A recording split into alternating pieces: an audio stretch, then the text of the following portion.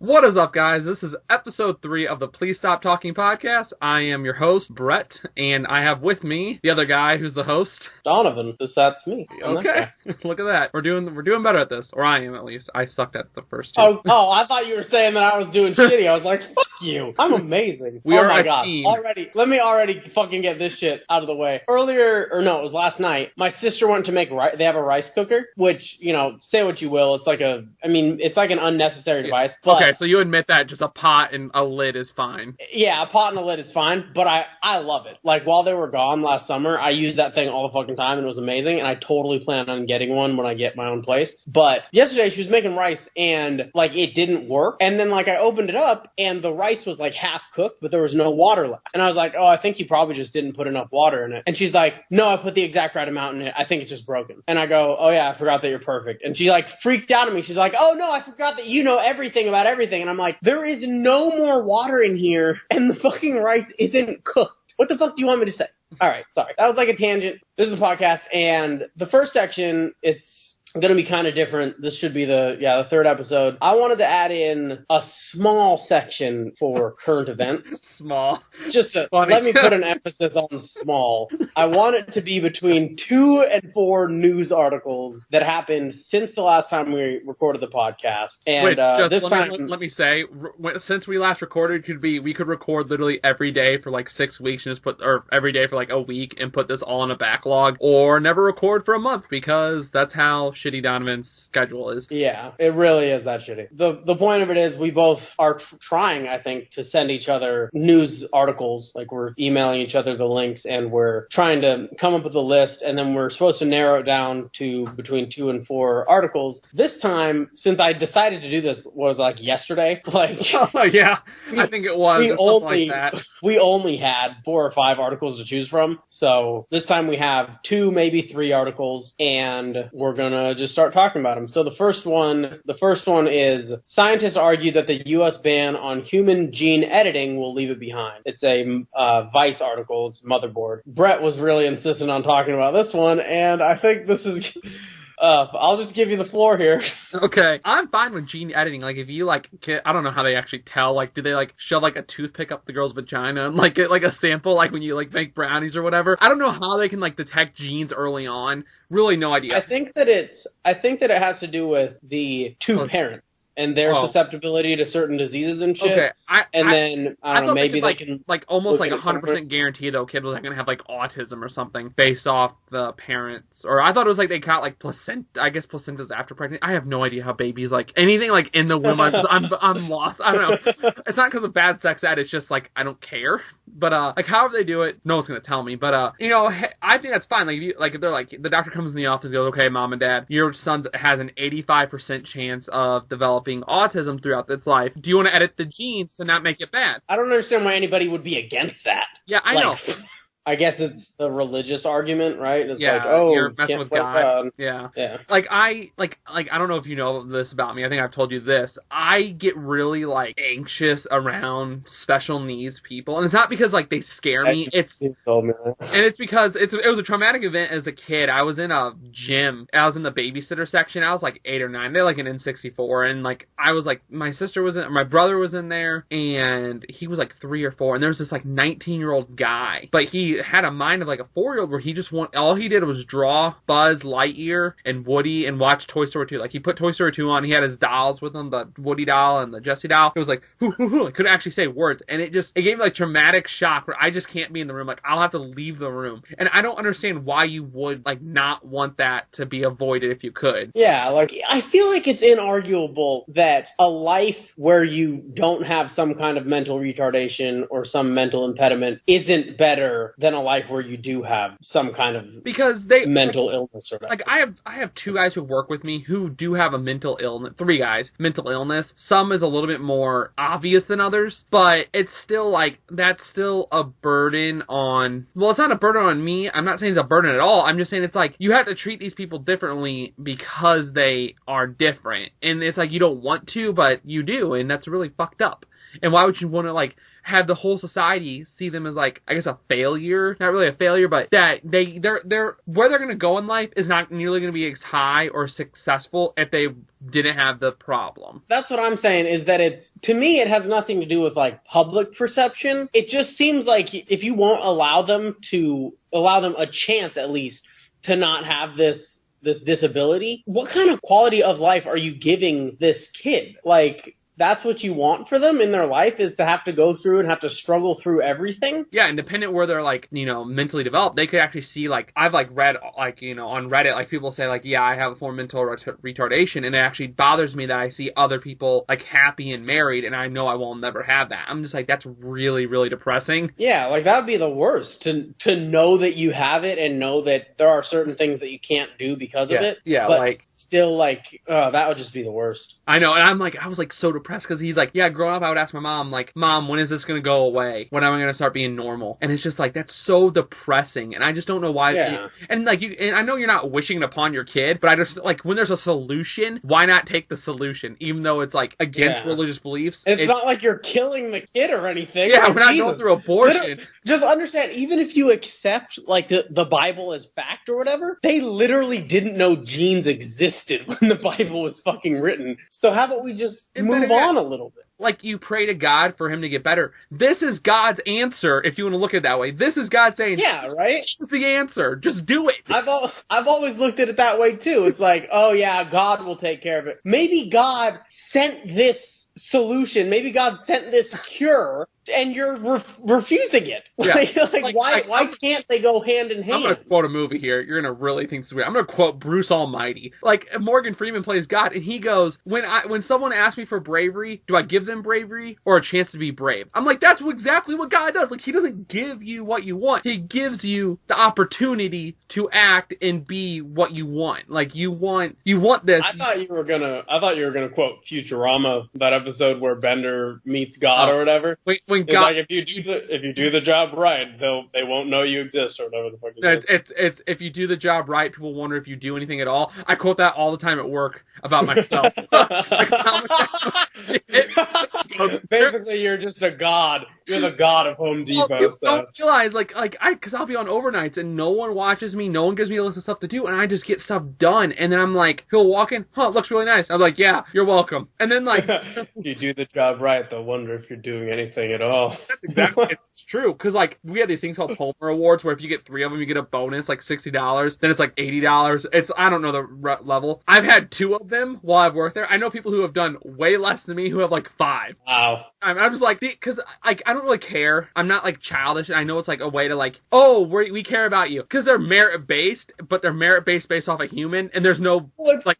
Also, it's money. They're getting more money for doing less, which is, this kind of goes back to what we were texting about earlier, where you were like, I fucking need to not do my work as efficiently so that I get paid for more time. Yeah. And that's just like, people who earn an hourly wage, that's literally something they have to learn. They have to be like, oh, I shouldn't do this as fast as possible, because then I'll be able to stretch it out and maybe I'll get, $16 instead of $8. Yeah. It's really kind of sad that that's how our system is based. Literally.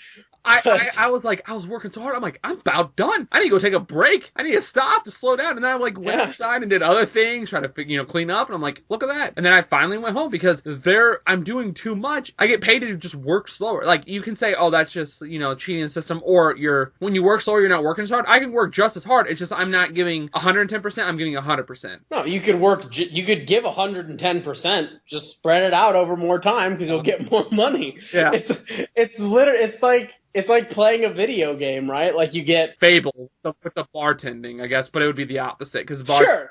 That's actually, it's kind of funny that you mentioned that, because you were talking about, like, while we were texting, I thought of that because you said, oh, I'll get paid more for doing a shittier job. And then I was like, oh, well, it's like Fable, like how you can make way more money bartending and it's way easier. Like, that's what it is, right? You're doing something that's effectively easier, but you're getting more money for it. Yeah. Like, why wouldn't you do that? Yeah, that's Other than morality, whatever that is. like, I mean, but does morality have a place in a capitalist society? I don't really know. I mean, not really, because, for every, it's 5 people on Social Security, you have 1 worker. We need to flip that number, really, that's how where Social Security was. Are you gonna get back into the fucking test shit about how we should kill everybody who's on Social Security? I was surprised you didn't just go straight to, I think we should have a self-driving tank that just fucking rolls around and kills everybody who doesn't have a fucking job. I was like, wow, you were getting really fucking into it. But, geez, we're like way off topic already. I know. Okay. Oh, wait, Tesla. Wait, Tesla is a subject. Hey, Tesla. Hey, Brett, you're...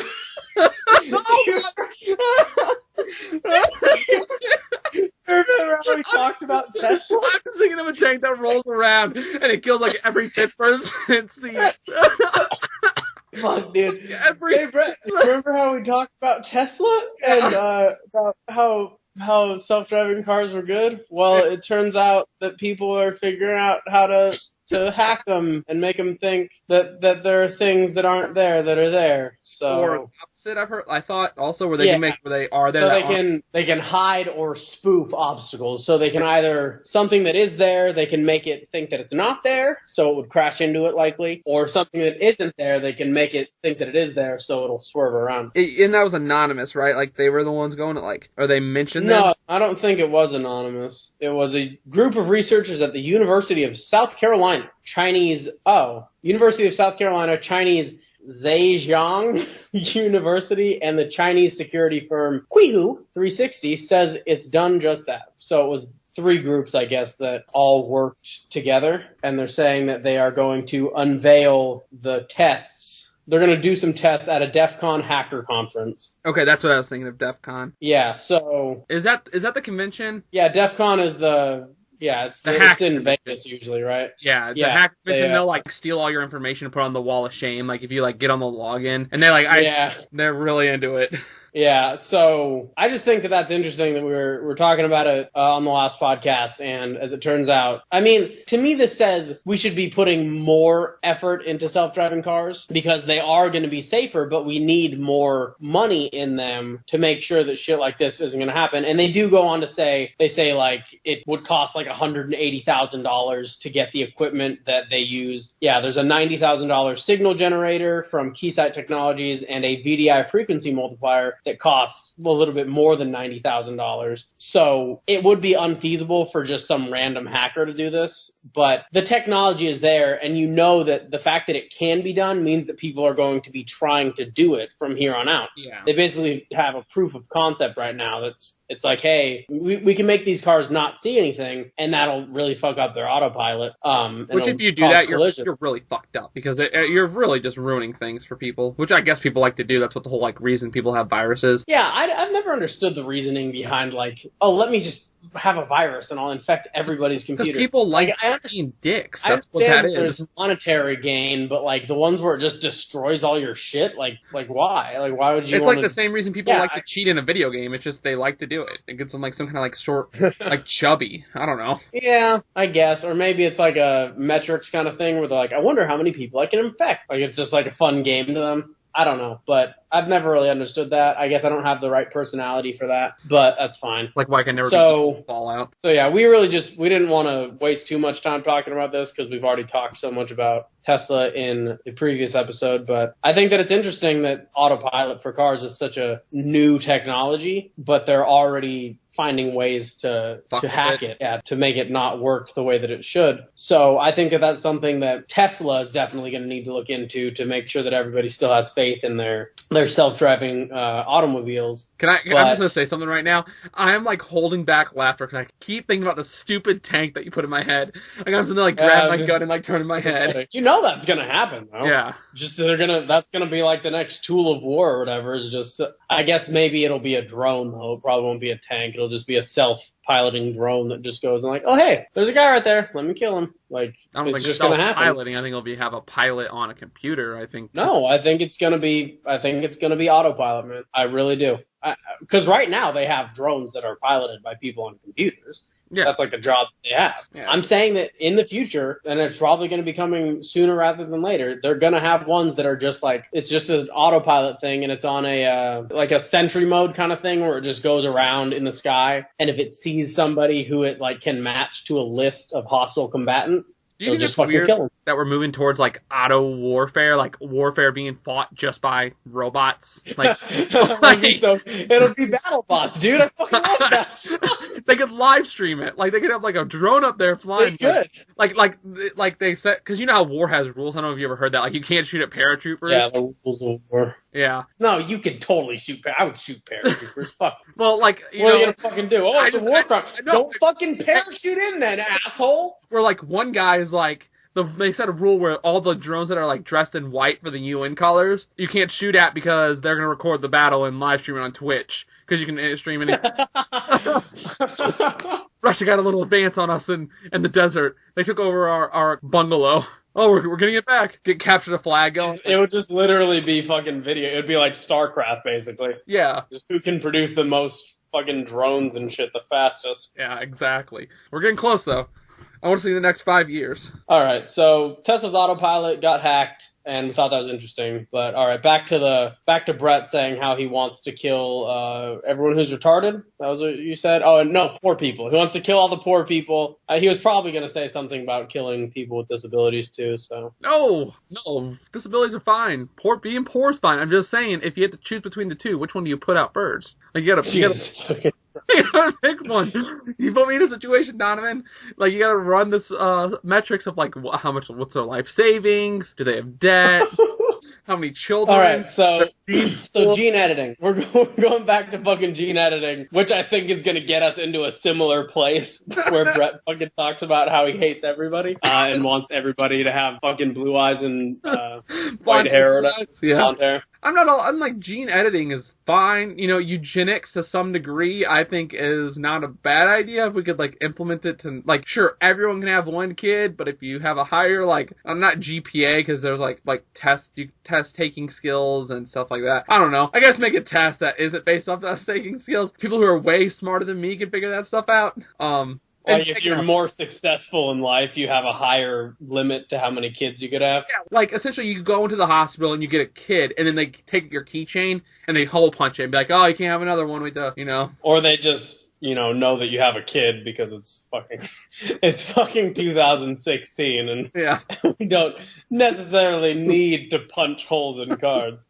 I've never had one, so I kind of want one. Just like I want to go to that toll booth. Jesus fucking Christ. This is like, didn't you already go? You went through a toll booth. Yeah, I will tell this. All my life, I never went through a toll booth, and because I live in Missouri, so we don't have them. And so we were going down to I'm going up to Wisconsin, I think, I don't know geography. And, I went through a toll booth. I sent Donovan a picture of it, and I was like, oh my god, it's happening, Donovan, you're missing out. Oh, it was a magical experience. He literally would, talk about, it wasn't all the time, but it was whenever we talked about, shit we wanted to do, he's like, I really want to go through a toll booth so bad.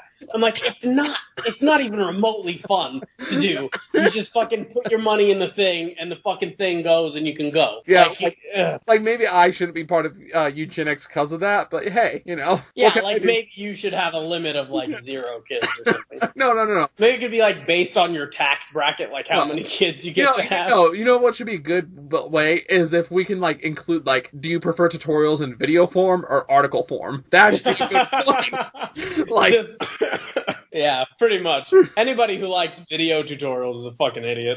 To me, the only reason you could possibly like a video tutorial is if you can't read faster than the video. Oh. If you can't read the information faster than the video goes. Time I wanted a video tutorial that I really wanted, that I would not read an article, was building my computer. I'm just I used to, we both used to watch, Achievement Hunter, where they would, have, achievement guides. They eventually stopped really doing achievement guides, but whatever. Now they're just Let's Play channel. Yeah, we both 16 or something. We both used to watch them, and we would try to get achievements based off of their guides, and we eventually made our own. Just go to youtube.com/truckload of pain. You can see your MW3 achievement guides. Oh my fucking god. But eventually it got to the point where, I would watch their videos just to see if they said anything funny. But if I ever wanted an achievement guide, I would just go to, 360achievements.com and I would, I would read the fucking tutorial. Yeah. Obviously, depending on the tutorial that you get, it's going to be, you know, maybe there are things that it doesn't show, or maybe it's not specific enough. So maybe sometimes you need a video, like in video games specifically, like you'll need to know exactly where to go sometimes, and maybe a video is better for that. But in general, I can't watch video tutorials anymore. I think that it would be a really good idea for somebody, just like a YouTube channel, to just have tutorial videos where it's like, we're going to build a birdhouse. This is what you need. This is, you know what I mean? Just do it almost as fast as possible. And then when he gets to the end, just be like, if you need any more information, watch the video again. Like, just flat out, I told you everything that you need to fucking know, so just watch the video again if you need to watch the video. I'm going to give you a good one.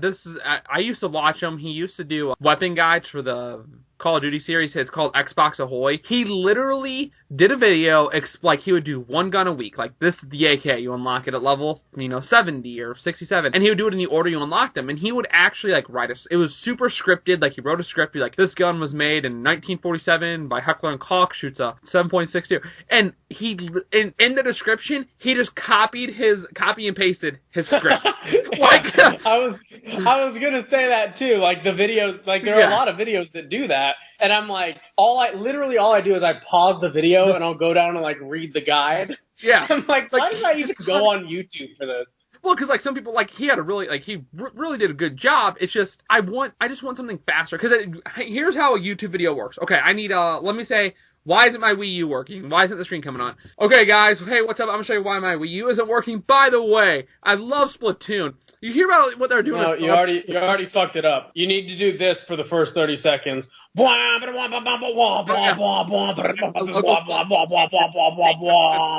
walking around my room, half a room tour, trying to show off. Fucking, sorry to interrupt your obviously stellar example, but there's, like, a theory or whatever, or maxim out there that basically says that when you're watching any guide on the internet, like any YouTube guide or something, you can just skip the first third of the video and you'll be fine. Like, just skip the first third and they'll be getting into how to do it. Yeah, I saw a video tutorial once. Literally all it was, the guy didn't say anything. He loaded it up and went through the steps on how to fix it. And it was one of the best YouTube videos I have ever seen. Like, it was just him going through mouse clicks. Nothing said. He would zoom in on the parts when he was, like, clicking on a little button, but that's it. And it was just so fast. Then one guy... Yeah, and if all tutorials were like that, where it was just really efficient and it just showed you exactly what you needed to do, maybe had a small introduction that just said, hey, today we're fixing this problem, you know, if you like the video, subscribe when I'm done. Or maybe even, like, when he's done, say, if you like the video, subscribe. Obviously, I don't care. Just let me say this right now. If you're going to ask people to subscribe to your YouTube channel or like a video, do it at the end of the fucking video. Don't fucking come onto the video and be like, hey, hey guys, I want to make sure I ask you to subscribe and leave a like on the video. Go fuck yourself. I haven't watched the video. I don't know if I fucking like it, and I certainly don't know if I like it enough to subscribe to your fucking shitty channel. There's, like, a thing that's been coming up recently where they'll be like, I watch, like, a lot of, like, I like life hack, household hacker and stuff, and like I hate that shit. Will be like, in the middle of the video they'll go like and subscribe, and then they'll go back to their content. I'm like, god damn it. Like, they're trying to sneak it in. Yeah. The worst. Be like, good luck skipping this, asshole. Is when they sneak in ads, because, like, I'll be watching a video and then be like, speaking of sleeping, have you heard about Casper Beds? Me too. And I'm like, what are you doing? There was some guy talking about, like, audio engineering, like he's a professional audio engineer, and I don't know why I was watching it, but I started watching it, and it's like a 10-minute video, and it goes for 7 minutes, and then he's like, all right, I just wanted to let everybody know this video is sponsored by whatever. Obviously, the fucking advertisement. No, it wasn't by Audible, I think is what you meant to say. But obviously, it didn't stick because I don't remember what the fuck he said. It was literally like 7 minutes into the 10-minute long video, and I just clicked off the video. I was like, I'm not listening to your fucking ad. Go fuck yourself. Yeah, like... But yeah, sorry. Life hacks. Go. Like, that's what they're doing. I was saying how they, like, fixed it in. Like, they just throw it in. Like, to be like, oh, by the way, about sleeping, because I'm on the topic real quick. Have you tried Casper? They deliver to your house and for 100 days. I'm like, I don't want this. I don't need this. I don't need a new mattress. And, like, it's like door-to-door salesman, but worse, because, like, in the middle of your content, like, your media that you want to look at. Okay, so, yeah, I have a fucking story about, let's try that again. Yeah, so fucking, I have a story about, life your hacks. case should be limited. Fuck you. Fuck you. Motherfucker. You know what? I bet you I can literally, like, you probably said, like 10 times so far this podcast. So go fuck yourself. I'm leaving them all in. And I'm gonna lengthen them. I'm gonna lengthen all your so it's gonna be fucking like 5 minutes of you going, Yeah. It's gonna be that every fucking time. Go fuck yourself. That's what you get for fucking insulting the guy who edits the podcast.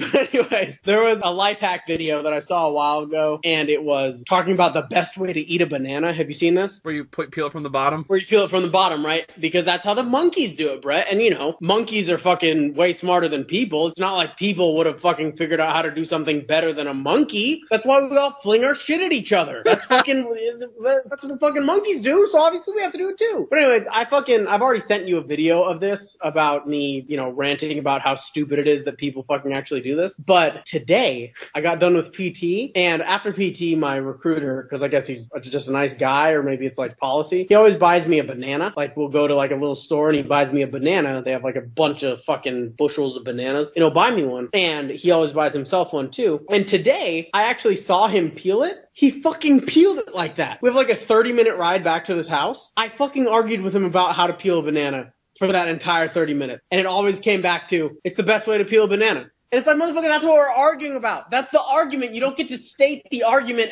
as part of your position. No, the best way to peel a banana is from the fucking stem at the top. It's literally a handle. Like, think about like a door handle, like how it's flat and how you pull it. That's the whole point of the fucking thing on the top of the goddamn banana. So basically what you're saying is you want to replace all door handles with tiny little nubs that you have to fucking squeeze and turn and fucking bleh. I fucking hate it. If you fucking peel a banana like that, go fuck yourself. Your kids are limited. You don't get to have any kids ever. And all your kids are going to get taken away. That's fucking stupid. We're smarter than fucking monkeys. That's why we have goddamn giant houses and they live in fucking trees. Someone can't even afford the tree. So they should be shot and killed. Oh my fucking god. Fuck it. What are we even talking about? Eugenics, Brett. Talk about your fucking I'm done. I don't really have much to say.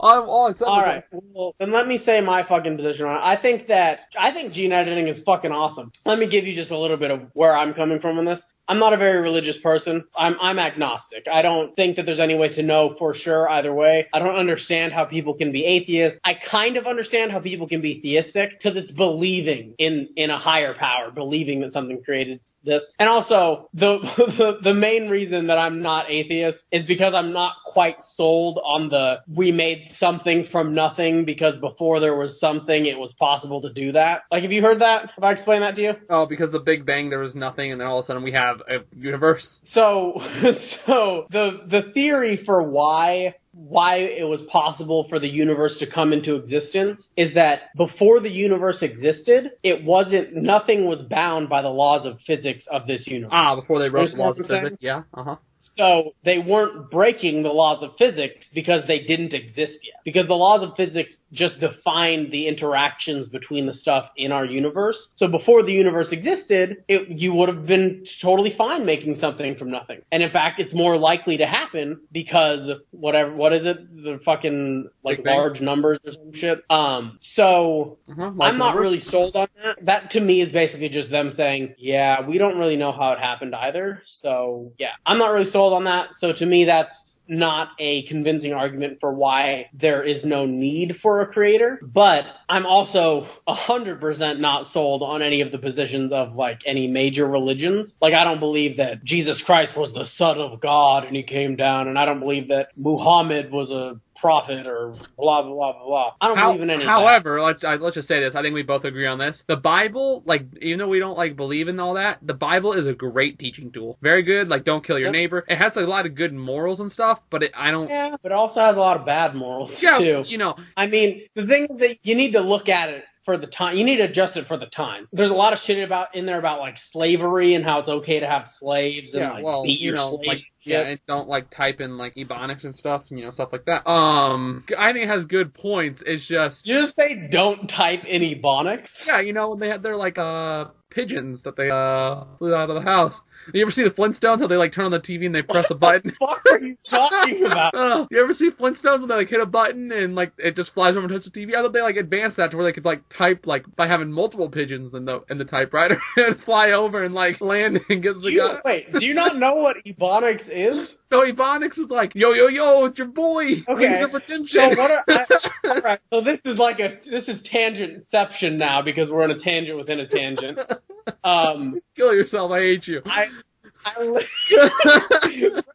hates that. Yeah, okay, let's go into another tangent. Brett fucking hates it when people say like Inception when they mean that it's something inside of something else, like inside the same thing. Like if you're watching TV and you're watching Friends and then you're watching what they're watching on TV, I hate when people go, it's TVception. No, it's not. Inception's the idea of planting an idea, not going inside something twice.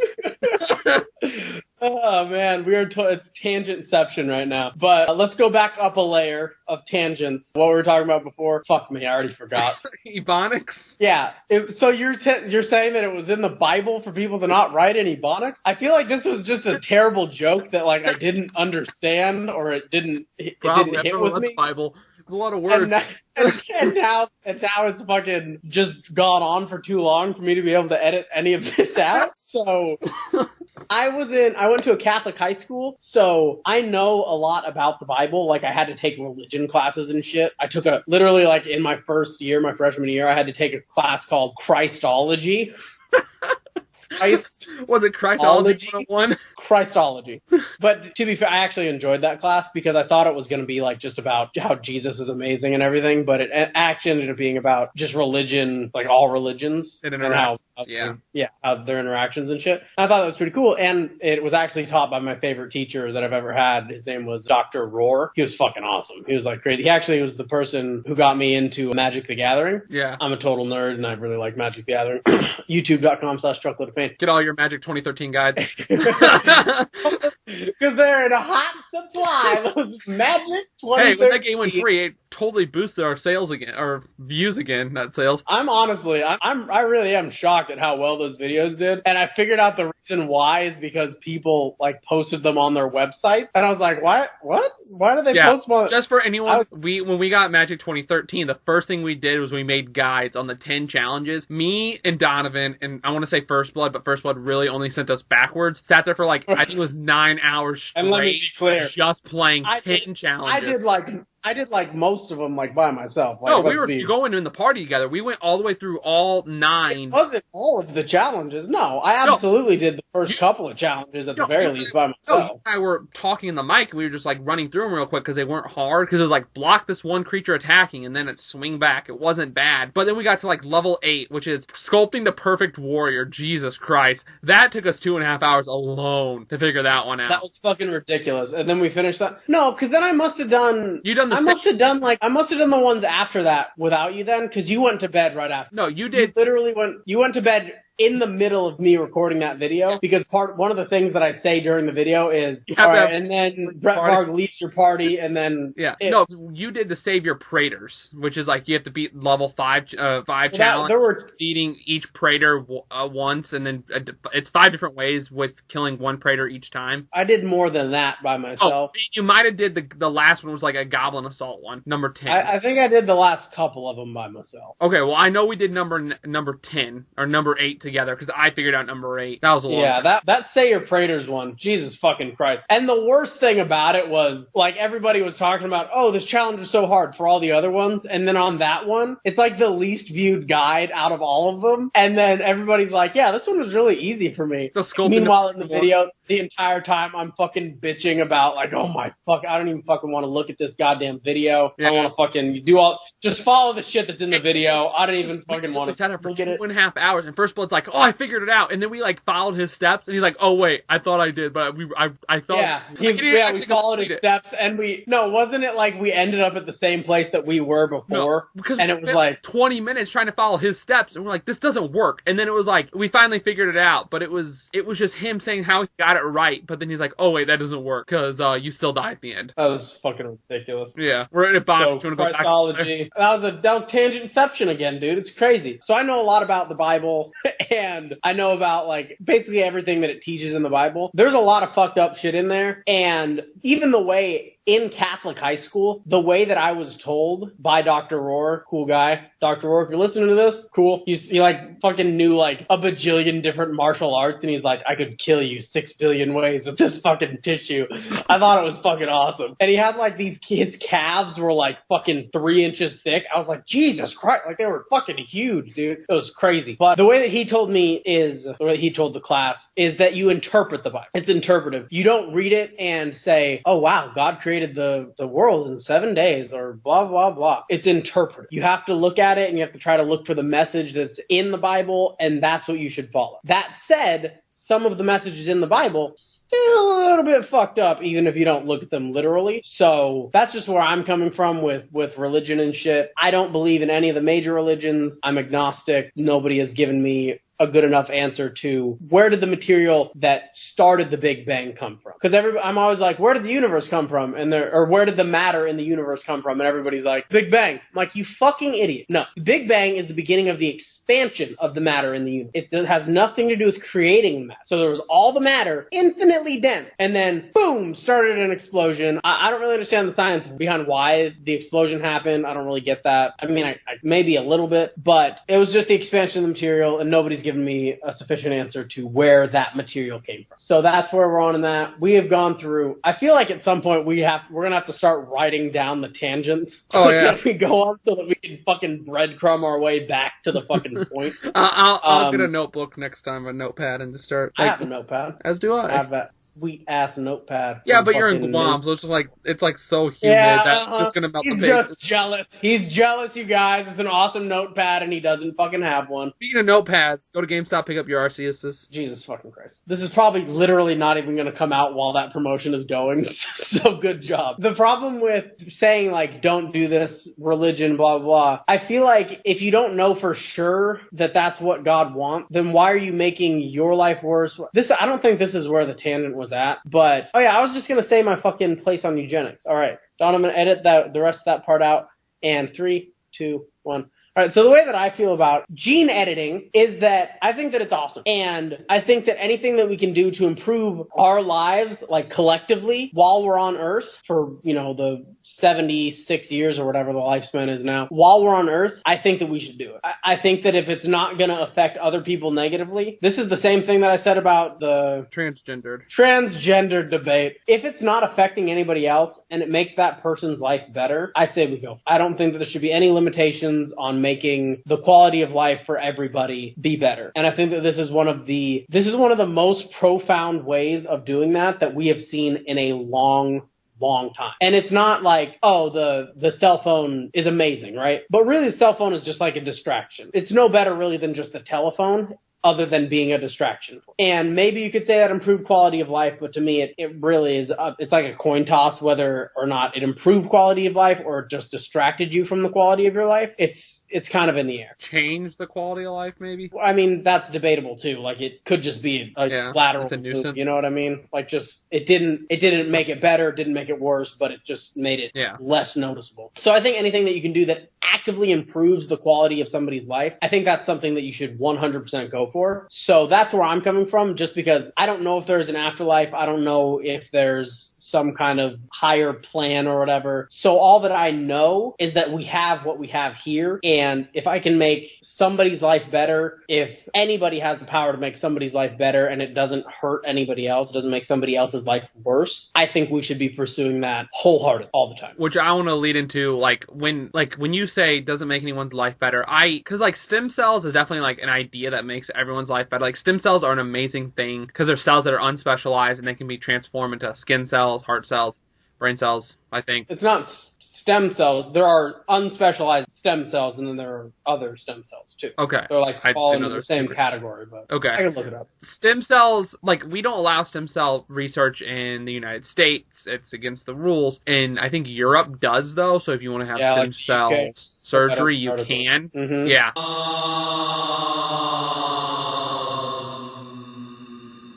The thing about it is that stem cells, you could say, oh, well, stem cells are for the greater good. Stem cells can hurt someone because it is unborn fetuses, right? Like, it's when a baby doesn't make it out of the mom and it's dead. You have the mother has to donate it. Well, that could actually affect the mother negatively. So then we have this idea of what do you do? And there are other ways to get stem cells, but that's, I guess, the most prominent one. And that's fine. It's just, you have, like, in people so they have, sorry to interrupt you, but they have, in mammals, there are two broad types of stem cells. Embryonic stem cells, which are what you're talking about right now, which are isolated from the inner mass of the blastocysts, and adult stem cells, which are found in various tissues. So basically you have, like, the specialized ones that work to, like, make new tissues of a specific type, or you have the unspecialized ones, which are the ones that you're talking about right now. Yeah, and that's fine, like, that we can have stem cell research, but the mother really does have to donate, and, like, I completely find that fine. Like, even though it does better humanity, she has to give up the baby because that is something that she has to go through, and if she wants to, I don't know if you do bury fetuses, or what happens with them, fetuses? Like burn them or something. Well, but the thing is that there are so many unborn fetuses that are from abortion. Yeah. Like a child that was unwanted. I just think that the fact that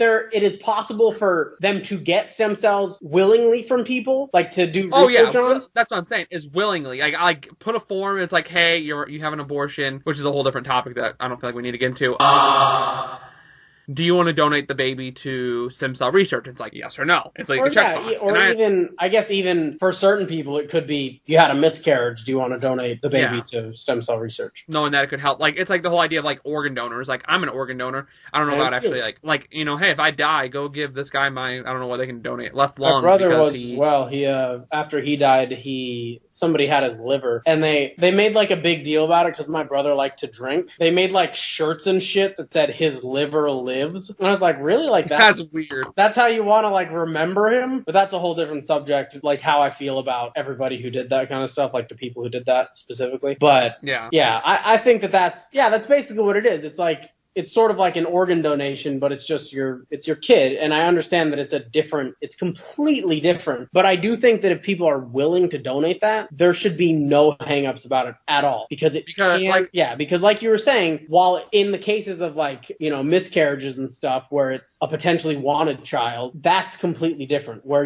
if you're like gonna rip it out of somebody's hands and be like, we're gonna take the stem cells from it, we're gonna reproduce them in a lab, and we're gonna experiment on it and everything. That's completely different than somebody saying, I went through this hard thing, but if you can use it to somehow make the world a slightly better place, then I think that that's what should be done. You know what I mean?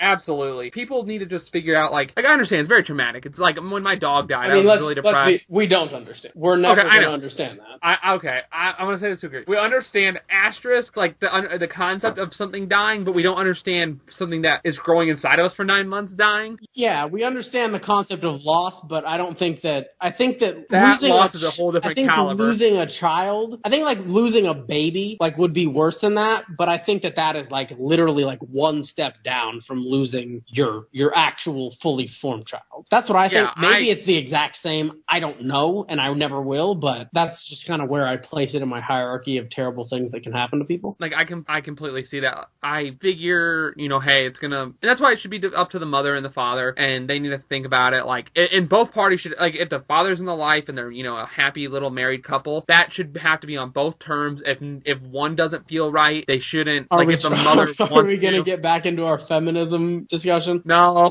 but like, because that's just one of those issues where currently the man gets no say whatsoever in any of those issues, and I think that's something similar, like abortion. You know, hey, that's what I figure out. Let's just go with it. Let everyone decide. Let people help humanity if they want to. Yeah, I mean, and like I said, I don't think that we should be ripping fetuses out of mothers' hands and saying we're going to use this to experiment. But I think that there should be a process by which you are able to obtain the fetuses for scientific research, because it will make the world a better place by doing this. It's just, that's a thing that will happen. And I think that they should at least have the option of saying, yeah, sure, do that. Make the world a better place. But let's get off of stem cells, or gene modification is, I think awesome. That we both agree it's good. And I mean, just to sort of say, the article says that the United States banned gene modification, and it's effectively going to set us back. I think that we should unban it. We haven't even done anything with it because it was banned before we even started doing it. It was just like a preemptive, like, ha ha ha, fuck that. I think we should unban it. I think that it's kind of my same deal with GMOs. GMOs, like genetically modified organisms. Yeah. I like those. How do you feel about those? It's fine, I guess. Again, anything that can make something better in this overall world, that's fine. That's fine with me. Let's do it. Like anything that can decrease hunger in the world, anything that can decrease pollution, anything that can... There's like only positive aspects of this. And I tried to talk about this with my mom. And she's like, the thing is, we always do these things where we think we know so much more than Mother Nature. And then it ends up just biting us in the ass. And I'm like, well, but... That's called learning. Yeah, it's called... I mean, don't you want the world to eventually benefit from them? Like...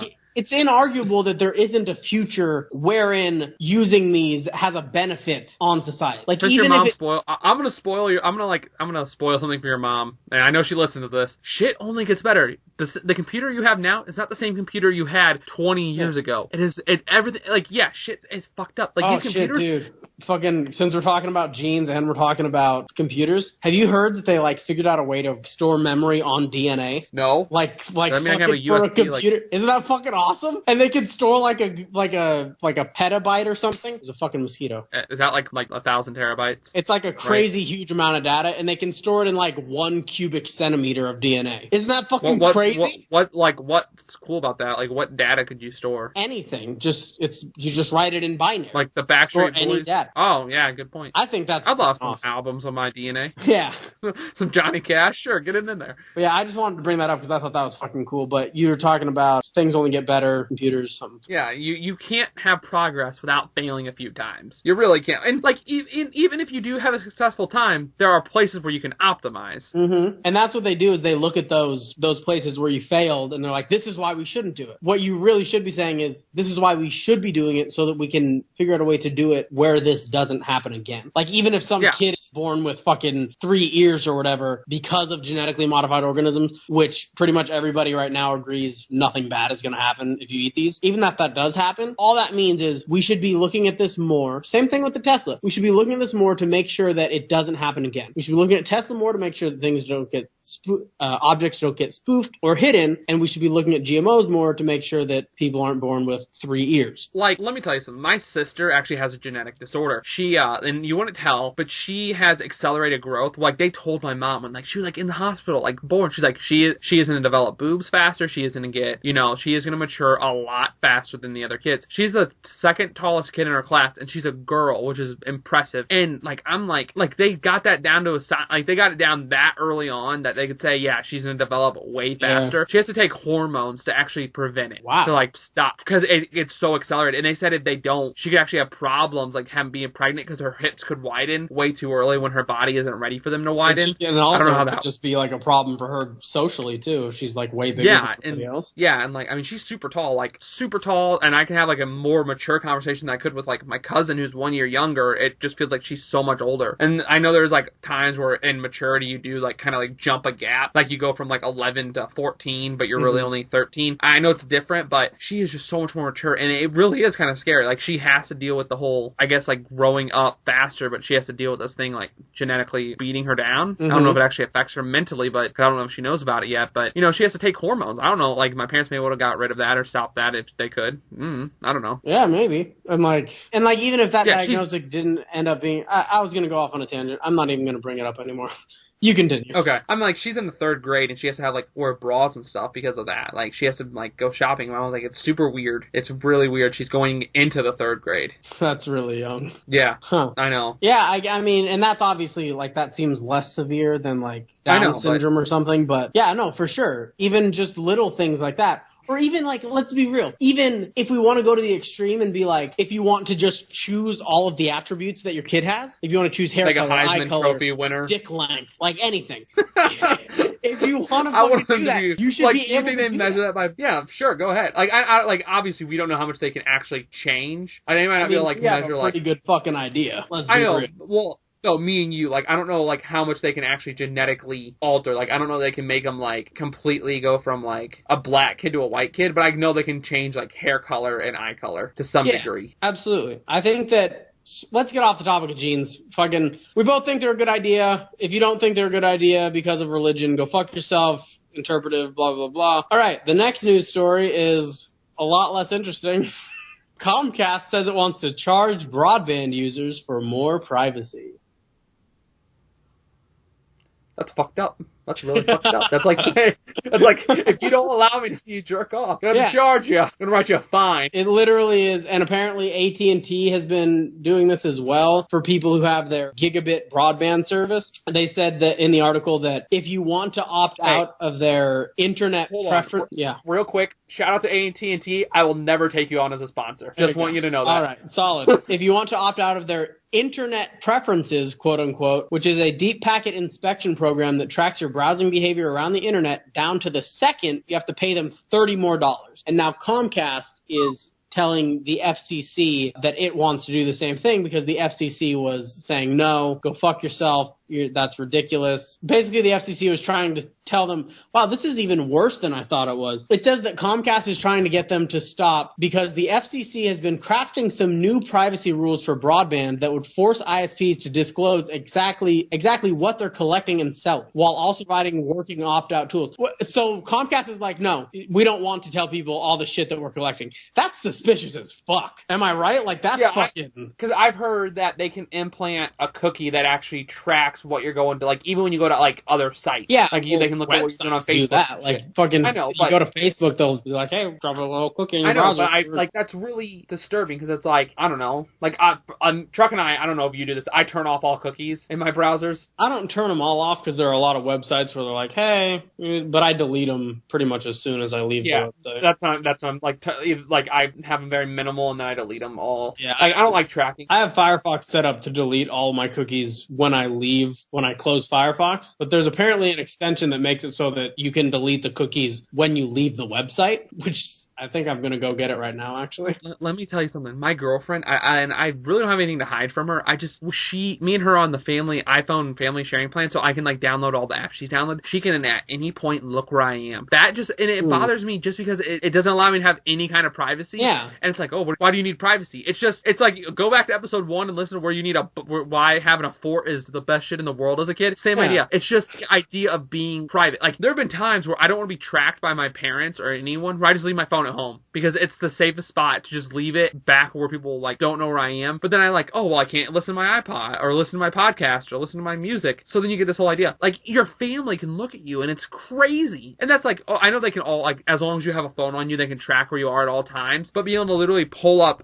find my iPhone and that's it. And they can literally find you to the dot. Like, it's not accurate. Like, I was behind my store working one night and it put me in the apartments. But it's still like they can find you to a degree. They have a way better idea of your location than you would like them to. Yeah, and it's like, what do you have to hide? Nothing to hide. It's just, I don't want people to know where I am at all times. And it's like, even if I do have something to hide, go fuck yourself. I want to hide it. I'm not going to tell you about it. I know. It's like, and let me tell you, let me give you a situation where you want to hide something that you really, I want to buy flowers for my girlfriend. I can never buy flowers for her now because, how do I know she's not looking at me? Yeah, she's going to fucking ruin the goddamn surprise because they fucking all snoop. They really do. They all fucking snoop. Fuck women. Fuck all women because they're all fucking snoops and they're liars. I'll be driving, I'll text her. I'll be like, hey, I'm almost at your house. And she'll, like, walk outside when I start pulling up before I even text her I'm here. That's fucking creepy. Because she can just watch it. She can watch me drive. It's so creepy. And I ask her one day, I'm like, do you watch me all the time? She goes, not really. I go, oh my God. It just bothers me now because I'm like, are you looking at me? Like, yeah, maybe, right. I'll get right now, Brett. She's asleep. She has work in the morning. So I know she's not. She's looking at you right now. Yeah, exactly. Dreams. She does so much in real life that while she's dreaming, she's thinking about looking at you on her phone. Yeah, it's just insane that people like are okay with tracking. Like, oh, what do you have to hide? What do you have to hide? Like my Connect, I really don't care what my Connect's. For one, I used to put a little thing on my Connect. Now I don't because you know how they can say they can always have it on. I have my Wii U gamepad in front of it, not because I want to, just because I have nowhere else to put the Wii U gamepad and it blocks it. Just one quick thing about the Connect. I think it's funny that they were so big on the Connect when the Xbox One launched, but now they're like, yeah, we don't even have a dedicated Connect port on the fucking Xbox One S because we don't really like the Kinect either. Oh my! We recognize that nobody likes it. The Kinect. If I didn't have the Kinect, I would probably buy a media remote. That's like $30. It's like $20 just because I would rather have because like the Xbox One controllers die so fast, and like I'll be laying in bed. I'm like, I don't want to get the fucking charger out. I don't want to plug all that shit in. I just want to fucking watch. And I would use Smart Glass, which is the iPhone app that you can control it. I don't know why it doesn't detect my system's connected to the internet. That's what I went through all my private. That was really did too, and I used it all the time. Now it just won't detect my Xbox. I have no idea why. Man, like, it won't I'm let having me load it up. flashbacks right now to just laying in my bed, fucking watching Netflix, and sometimes just fucking turn on my iPod. The let me fucking go to Smart Glass is the greatest invention in the world for Xbox. Except for Netflix I just don't know parties. why mine's not working. Netflix parties. Yeah, oh my god. Those were too OP, though. Oh, so fucking good. So fucking good. Sitting there fucking doing all your emotes and shit, fucking dancing in front of the screen. and oh my god. I loved it, dude. And Great, it wasn't even, great. like, even if you don't like that gimmicky shit, literally just being able to watch a movie with your friends, fucking amazing. Not having to go, all right, 3, 2, 1, go. And then they go, and then you wait a second, and then you go so that you're actually synced up because there's lag on the mic, and you have to figure this shit out. Yeah. We know that shit now, Brett, because we had to do that. Like, yeah. Oh my god. Why the fuck did you get rid of Netflix parties, Netflix? Fucking assholes. Oh, because, like, remember, like, you and I both, like, I don't know how we discovered it. We were like, let's go watch some Netflix. And we're like, what the fuck? What can we do it? And it was, Netflix has just been going downhill ever since. Stranger Things. I'm telling you, Stranger Things, pretty fucking good. I watched the whole series in like 3 days. It was only 8 episodes, so 8-hour-long episodes though, so not a lot of time, and I have a lot of time on my hands to watch it. But still, I'm saying their Netflix original series, their number one Netflix original series, is only 75% good about all the seasons so far. Oh my god, you think that's their number one series? I think Stranger Things is better than Orange is the New Black. I think maybe better doesn't mean it's good. Look at all the people who watch Walking Dead. No, I'm saying that I watched it, and I think Stranger Things is better than Orange is the New Black. And I'm not saying it's more popular. Be better. Yeah, okay. It probably is better. I'm just saying. A lot of people like crap. Walking Dead, that show was good until I forgot what happened. Oh, fuck it. Glenn, all right, when he survived the horse. We're not... So, fuck Comcast, eat a goddamn dick, quit charging people to not fucking snoop on them. You're assholes. Privacy is important. All right, so one of my topics on my list is Glenn versus Superman bad writing. So, let me just catch everybody up on this. The fuck's Glenn? Glenn from The Walking Dead is he's like the Asian dude. Okay, and yeah. In one of the episodes, it was actually the last episode, or it was the second, no, it was the last episode that I watched. Last episode I watched. Glenn was with one of the tertiary characters that I don't even know his name because they just added him in to be killed. They were both on a trash can, and there was a horde of zombies surrounding them, and at their feet, like the zombies were touching their feet. Yeah, the zombies were like grabbing them. And how many zombies would you say? Like 40 zombies? 40 and like another like 20 around in the corner. So there were a ton. So there were tons of fucking zombies, and it was just Glenn and this dude, and they didn't have any ammo or whatever. They couldn't get out, and something happens, and they end up. I want you to understand. In Walking Dead, I don't know if you ever actually seen the show. If you're listening to this, and really, Donovan's mom. My mom has seen the show. Okay, one zombie's a threat. One zombie's an actual threat. It's unlike like Left 4 Dead, where you can take on a horde of zombies by yourself. One zombie is a big threat. And that's what I want to say. It used to be a big threat. Like it seemed as it went on, it was just like, oh, there's a zombie or kill it. Like, you know what I mean? It was literally just like they would nod and it would be like, oh, Michonne is going to kill another zombie. Yeah. Yeah. So there was like 40 zombies, 60 zombies, whatever. And something happened and they fell off the trash can. Both of them did. And it cut away like while the zombies were tearing into the tertiary character because he was like on top of Glenn and Glenn was pinned down on the ground underneath this guy, and the zombies are tearing into this guy, and the camera cuts away to a different scene where, like, I guess their city was getting attacked or whatever, their town, right? That was what's happening. It was, what was it called? Alexandria, right? Yeah, Alexandria. So Terminus was their city was getting attacked, and they cut away to that, and the implication, I thought, was that Glenn was dead. I was like, oh my fucking god, Glenn is dead. They actually killed off a primary character. This is crazy. I can't believe it. I didn't think they had the balls to do this. This is so fucking awesome. And then, it keeps going on, and you get to the end of the episode, and there was a lot of speculation afterwards where people were like, yeah, Glenn is alive, Glenn is alive, Glenn is alive. And I think because they didn't show him dying. They just showed him I'm trying to figure out if I watched the episode afterwards, after that episode. I don't know. I never watched it. I just waited until people told me. But people were speculating. They were like, Glenn is alive. Like, you didn't see the zombies eat into him, and it looked like maybe he was being shielded from the zombies. First of all, that's ridiculous. I mean, let's okay, so he looked like he was being shielded from the zombies. And then a week later or whatever, or time goes on, and people are like, yeah, there are set photos that have whatever. Glenn in them. Yeah, it has Glenn's actor in the set photos, so obviously he's not dead. And I was like, oh, fuck. So then I think the next episode came out, and I didn't watch it, but people were like posting online. They were like, oh, Glenn's back, Glenn's back. I literally just didn't. I haven't watched the show since because that's fucking ridiculous that Glenn was dead. So that's what happened in Walking Dead. And I think that's terrible writing. But then recently, I watched Batman vs. Superman for the first time. And in that movie, spoilers, I guess, Superman dies not one time and is brought back to life. He dies twice and is brought back to life twice in the same movie. So my question is, which team of writers is worse? The people behind Batman vs. Superman or the people behind The Walking Dead? Damn. The fucking Walking Dead was just awful. They didn't kill off anybody. They would bring in new characters just to kill them off so they didn't have to kill off the main cast. It got so bad. The writing was just awful. And I always said, if they ever killed the baby, that's what I wanted. I wanted to kill the baby, not because I'm a savage, just because that gives the writer some balls and I could watch it. And also the baby should be dead. Let's just be clear. Yeah, okay. The baby should be dead. If you're in a zombie apocalypse with a fucking baby, you know what babies do, Brett? They fucking cry. Babies cry all the time. You know what would attract a horde of zombies? A crying fucking baby.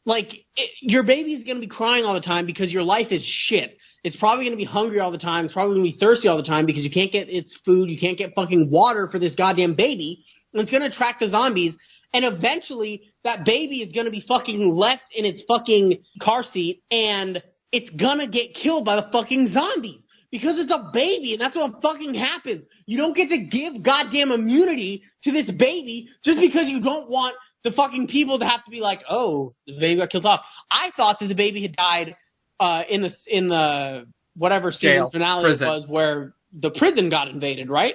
I thought the baby Tyrese saved it. But then fucking Tyrese saved it.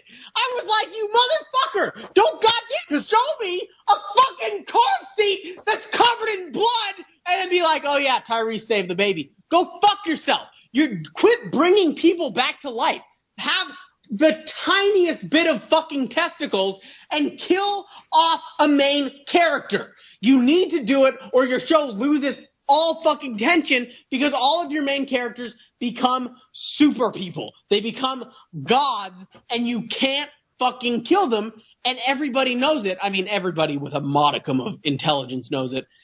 And they lose interest in the show because they fucking won't kill off any of the main characters and they have this plot armor and it becomes uninteresting. And that's what happened to the show for me. I was on that path where I was like, this is getting uninteresting. This is getting uninteresting. I don't want to watch this anymore. And it was just the tipping point was just Glenn didn't die. It was just Glenn is Jesus now. Oh yeah, wait, they were all Jesus all along. I fucking hated it. And like when I first started watching The Walking Dead, I was like, this is the best show ever. It's so fucking great. It's so good.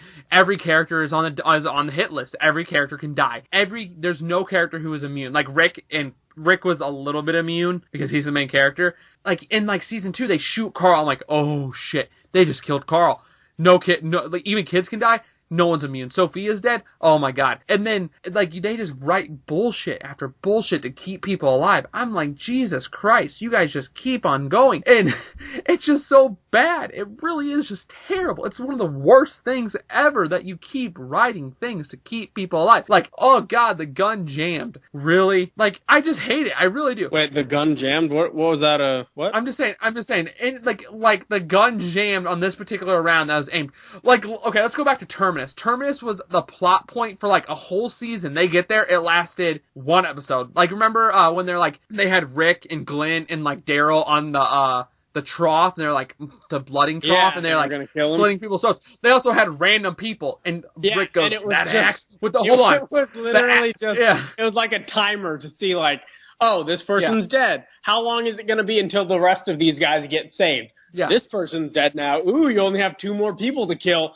This person, there's only 1 person. Oh, Carol showed up and saved the day! Because they had 4 random people that had nothing to do with the show, just other prisoners from another group stacked in front. Because they were cannibals, and what they would do is they would cut your throat to drain your blood to eat your meat. Like slaughtering a pig. And so, literally, Rick looks the guy in the eyes and goes, like his hands are bound. There's like guns all around. He goes, that axe with the red handle, that's gonna be the one I bury in your head. I'm like, Rick, you're not in a position to like start like threatening these people. You're literally. I would kill Rick first, and I'd be like, oh really? Is it dead? You're dead. Oh, look at that. Look what happened because he fucking was talking shit. Yeah. Talk shit. And they had the perfect amount. Literally, they killed off the 4 people that were randoms. They get up to, I think it was Glenn, put the knife to his neck, and then Carol blew up a propane tank. Yeah. Or a set, and like, oh god, everyone frantic, and then they break out. Like, I'm like, you guys are the luckiest motherfuckers. Lucky, yeah. like, and like that, luckiest. I mean, maybe you could be like maybe they should have left one other person alive so that it didn't seem like, oh, this literally was just a timer for like a countdown for how long it was going to take to save them. You know what I mean? Like maybe they could have had something like where it wasn't so obvious that that's what they were doing, was just buying time until Carol could save them. It is inarguably bad writing, right? Am I wrong? Yeah, I don't take writing classes or anything, but I feel like the fact that I don't take writing classes and I can recognize that as bad writing does not mean that it's just terrible writing. And like, I understand the show is like a popular hit show and they can't do certain things, but that's what made the show so great, was that they did do those certain things that made it like. And that's why you should watch Game of Thrones, man. I'm telling you. Yeah. They fucking at the very least, people are starting to say that now that there are so many storylines in place, it's gotten a lot less like this. But Game of Thrones, it's literally nobody is safe. Like, you think, oh, this guy is safe? No. There is nobody on that show who is safe from death. I mean, like, at this point, like I said, a lot of people are saying maybe these characters are safe, but it got its reputation for killing off main characters for a reason. Let me give you a good example. I started watching Breaking Bad. I knew in the end that Walter made it all the way through the whole series. And during the parts where, like, Gus was chasing him and he had to be, like, invisible, like, he was, like, planting the bombs and had this whole idea, even then, I was on the edge of my seat, like, oh, shit, Walter's gonna die. Walter's gonna die. Yeah, like, oh, even shit. knowing that he was invincible through that whole part, I'm like, oh, God, he's dead. He's dead. This is it. Knowing, and that's great writing, that I could still be put on the edge of my seat knowing the outcome. So goddamn good. It's so fucking good. Oh, and unlike Batman v Superman, which is just atrocious. So Batman versus Superman, it was really bad, but do you think that, I guess you just have to look at Superman's writing in general, because he's gotten this reputation for just being ridiculously overpowered and just having anything. He's just basically a Swiss Army knife. Any situation that he gets into, he has the tool to get out of without dying, and he's basically just unkillable. Like there was like a storyline where he literally just became a god, like he lived in the sun for however many and he got a Green Lantern ring years, just on and top then he of got it. a Green Lantern ring, and it was just like, I'm a god. I know, I'm kind of a big deal. Like, he has gotten this reputation for being unkillable for a very good reason. And I think it really is hard for me to decide which one is worse. Superman's writing or Walking Dead's writing. It's hard for me to decide. Yeah, like Batman v Superman. Batman, I really liked Ben Affleck as Batman. His writing I thought was pretty good. Kind of shitty with his like tools that were really just guns with like a fancy silencer on them. But like Superman, I don't know, man. That fucking part where he was like, Martha? Why did you Yeah. Okay. Why did you say that name?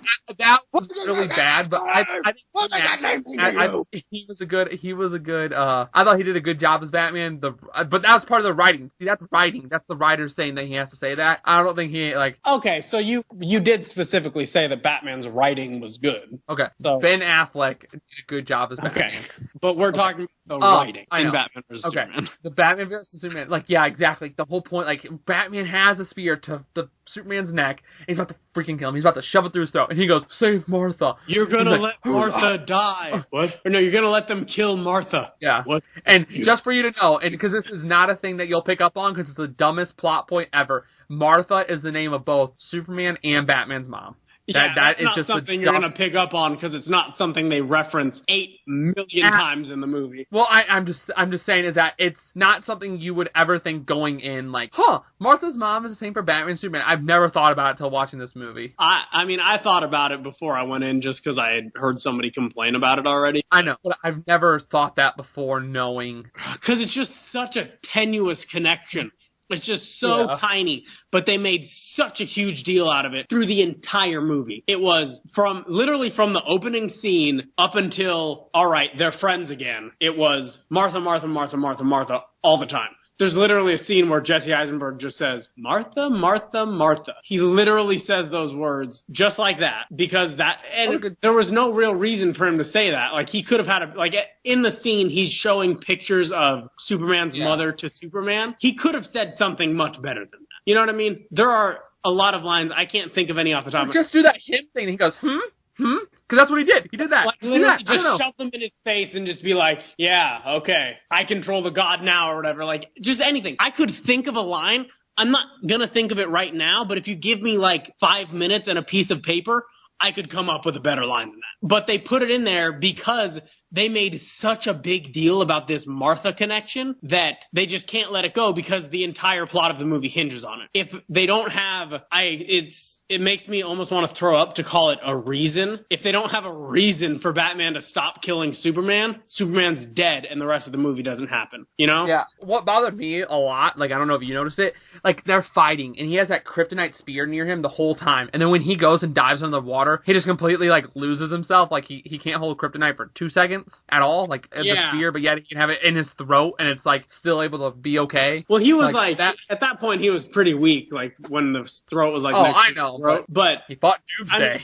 Like to your point, like he couldn't get the spear out of the water, but he could fly and shove it all the way through Doomsday with it in his hand. Like, that's pretty fucking stupid. Not even stagger him. His flying was just faster all of a sudden. It was a really weird thing that bothered me, and I'm like, and then also, and this almost seems like it was something that the writers didn't want to do, but they were forced to do by DC or by whoever produces the movies. The fucking trailers for the Justice League fucking verse or whatever. God. Jesus fucking Christ, dude. There's that whole, like, spoilers. Like, there's a whole, like, literally, Batman v Superman, for one, shouldn't be called Batman versus Superman because they don't fight. That fight was the shortest fight for the longest build-up. It should be called Batman kicking the shit out of Superman for 5 minutes or whatever. Yeah, I can't express this enough. I took my sister to see this. You can say I'm a terrible brother. I'm not the parent, so hey, wasn't my call to see this movie. And she turns to me and goes, Brett, I go, yeah. She goes, when are they actually going to fight? I'm like, I don't know. I'm still waiting myself. Oh my God, dude. I was super hyped for Captain America Civil War because I just love the idea. But this movie, like, I'm like, oh, this is going to be great. They're going to have, like, I knew the movie was, like, crap. I heard the reviews, but I'm like, oh, they're going to have, like, at least 20 minutes of Batman and Superman just kicking the shit. Have you seen the reviews for Suicide Squad? It could be literally anything, and it would have been the same movie. The reviews for, I'm just saying, like, the Metacritic score for Suicide Squad is, like, 35. Oh, yeah, I don't even say that. Yeah, sorry, 60. I heard about 30. For Batman versus Superman, it's 27, so it's slightly better. That's good. God, I don't understand what they did with that movie. Because, like, they have this whole scene where they have, like, the trailers, and they show Aquaman, and they show the Flash. You remember that part where, like, like Ben Affleck's asleep as, like, he's, like, in the chair waiting. Flash, like, comes through time and, like, goes into his dream. I was really confused about that. I was like, what's going on here? And apparently that's not the same Flash costume as the TV show Flash. I'm like, that's really, why wouldn't you use the same exact person? I'll be honest with you, when I saw it for the first time, I was like, is that Iron Man? Is Iron Man coming through the fucking portal and talking to Batman? I was listening to the CU podcast last night, and they go, yeah, like, I saw that Flash thing, and he looks just like Iron Man. They both said, they said that, and now you said it independently of them without hearing that. And I'm like, wow, this is just a really weird scene. Like, it really is. Why is his costume? I'm going to ask, do you think that was intentional? Do you think they made his costume like that because they wanted people to be reminded of Iron Man when they see it? I think they want to do that, like, whole darker-esque thing. Like, if you look at Wonder Woman, she doesn't have, like, the bright blue. It's like a leather color, like dyed leather and dyed leather shirt. Yeah, because that's, like, the whole thing. It adds like grittiness. DC's whole thing now is just like, oh, we're the serious ones, and Marvel's, like, the goofy ones. Even though pretty much everybody agrees, do the goofy ones. We don't care. We're not going to be like, oh, no, it has to be super brooding, and everybody has to be all dark and gray all the time. If you watch the Marvel movies, they do have dark plot points, but they do have super funny points. They actually, with the reviews of Batman v Superman being so shitty because they didn't have any kind of laughter, they actually reshot Suicide Squad. Like, they called everyone back in for another, like, 8 weeks. Really? Yeah, I think it was a ridiculous amount of time in filming world where they're like, because, I don't know if you saw the trailer, like there was, like, the one funny scene where they're like, I forgot what they did, but it was, like, some very specific thing that was, like, funny. They're like apparently that was the only joke in the whole movie. So they brought everyone back and said, okay, we need to redo everything, guys. We need to just rebuild this. Wow. Yeah. No Apparently there's such shit. Oh, there's a song in the movie like where Harley Quinn's, I guess, swinging the bat, and they play a song, not because it fits the tone, but because the song is played at the hey bada bada bada swing tone or rhythm. Not because it fits like, yeah. I'm like, that's just terrible. That is like trying to shove music where it does not belong. That's really terrible. Yeah, that sounds fucking awful. But so the fucking trailers were terrible in the movie. Because it literally, I mean, let's explain it a little bit. It literally is, Batman is trying, it's a huge fucking plot. I guess it had to be something that the writers were doing because it's a huge plot point. Batman getting that file, right, is like a huge thing. They have like 18 scenes devoted to it. It makes him realize that woman was Wonder Woman. Yeah. So, yeah. I mean, but did he really though? Like, he doesn't know really who that is. Just to give an idea to everyone, Batman v Superman runs at 2 hours and 33 minutes. The fighting probably does last 5 minutes. That's probably not an exaggeration. That is actually probably I saw the extended cut, which was 3 hours long. So, but yeah, it's like a huge plot point where Batman is trying to like get this information, and then Wonder Woman's character, like her alter ego, I don't even remember what she's called, steals the information from Batman, and then Batman like gets it back, and then, or like she couldn't decrypt it, right? Like that was her deal. Yeah, it was a flash drive for everyone. Essentially, it was a flash drive. Yeah, Batman downloaded the shit onto the flash drive, and then Wonder Woman stole it from Batman, and then she gave it back because she couldn't decrypt it, right? I thought it was just because she took it because she's like, follow me. Because she when she took it, she stayed right there to let Batman see. And I thought it was the idea not that she couldn't decrypt it, but that she wanted him to realize she was Wonder Woman. Why wouldn't she just say, hey, I'm Wonder Woman? That doesn't really make sense. Did the movie... Do you remember when like she flew in and they go, oh, I thought she was with you. You guys were fighting each other. How do you think she's with anyone? Because I thought it had something to do with like maybe she was trying to protect her secret identity, so she was trying to steal it from Jesse Eisenberg, or she was trying to do something else. I thought she was trying to steal from Jesse Eisenberg also, but she wanted Batman because she realized who he was to find out that she was. How did she realize who he was? I don't know. Again, I don't know. I mean, I think she could tell that. I think like they could hint. Like, how did Jesse Eisenberg like hint at that Bruce Wayne was Batman? I don't know. I just figured like she had her ways too. Like they kind of like that. Like for the whole movie, I'm thinking, does Jesse Eisenberg know he's Batman? Yeah, because it really is. And then like when they meet, when Clark Kent and Bruce Wayne meet, he's like, Clark Kent and Bruce Wayne meeting for the first time. Like, why would you give a shit? Why would you give a shit about them? Okay, he's a Bruce reporter. Wayne is something different. He's yeah, but Clark Kent is just a reporter for a sports section or something on a paper. Yeah, it doesn't make any sense unless he knows who they are. But he doesn't know who they are. I actually don't know. Like that one, I cannot answer at all. I thought he did through the whole movie, but I don't know if he's supposed to. Because Jesse Eisenberg obviously knows Ben Affleck's Batman while they're filming. I just don't know if he's supposed to know. If Lex Luthor is supposed to know that he's Batman. Like to me, it's like once you're in jail, why don't you just reveal their secret identities? Like I feel like you'd probably get some kind of like leniency on your sentence if you're like, I know who Batman and Superman are. I can reveal that. They've been public menaces. Do you want me to reveal their things? Oh, I'll take a reduced sentence. And that makes Bruce Wayne and Bruce Wayne Enterprise a huge target for a lot of criminals. Yeah. And even just not even trying to get a reduced sentence, just being like, hey, yo, Bruce Wayne is Batman. Like, think about it for half a second. Totally makes sense. All right, go get him, boys. Like, that would make him a huge fucking target. Yeah, and that's the same thing with Clark Kent. Like, Clark Kent, and it's like, oh, he dates the redhead reporter. Ooh, go steal her. I don't know. I'm just saying, it doesn't make sense. And I thought throughout the whole movie, Wonder Woman knew he was Batman. That's why I thought she wanted him to see that she took the file. Also, if he doesn't know who Superman is, couldn't he just ask that computer? Wouldn't that computer know who the one that he made Doomsday in? Couldn't he just be like, hey, yo, did any of you guys get sent to Earth? Didn't his dad still, be uploaded into that ship? Wasn't his dad still in there? Like, he was like, stop doing this or whatever, or wanting access? Well, was that the same, was that in the last movie? That was in Man vs. Steel, when he put in his dad uploaded his conscience. Man vs. Steel? Sorry. Man versus food. But he's eating steel. His dad uploaded his conscience into the ship that brought Clark, or something. I haven't seen Man of Steel, so if If that's what that is, then yeah. But my point stands, right? It would still know who he was. Yes, but I don't know if the ship would. But the ship would call him by his name, which is Kal-El. Kal-El. Yeah, Kal-El. So I think that's why. Because like, who the hell's Kal-El? That doesn't help us at all. It's a little iffy to me. I feel like the ship would probably know his secret identity. Okay, but yeah, no, because no. Jesse Eisenberg knew that he was Kal-El, but I guess that wouldn't matter. So he would know him as Superman and Kal-El, but he wouldn't have a way of knowing Clark Kent, aside from, recognizing that him putting on glasses isn't a very good disguise. He's the only fucker in the whole entire city that does that little swoop with the hair, that little like bee thing. So Wonder Woman was just trying to get Batman to know who she was? Yes, to then form the Justice League, because she is setting up the movie as a brand. Okay, well then I guess does that kind of make sense that she would want him to have all of their information? Yeah, like just because you're not the only superhero and Superman's not also, there's a lot more of us. Kind of. Here's what I'm gonna say. Okay, so would it have been better had everything happened exactly the same, but they just cut out the parts where they show the Flash and Cyborg and Aquaman? Like they just cut out the videos. Like they still show the folders and stuff, and it can be just like, ooh, look at what's coming up.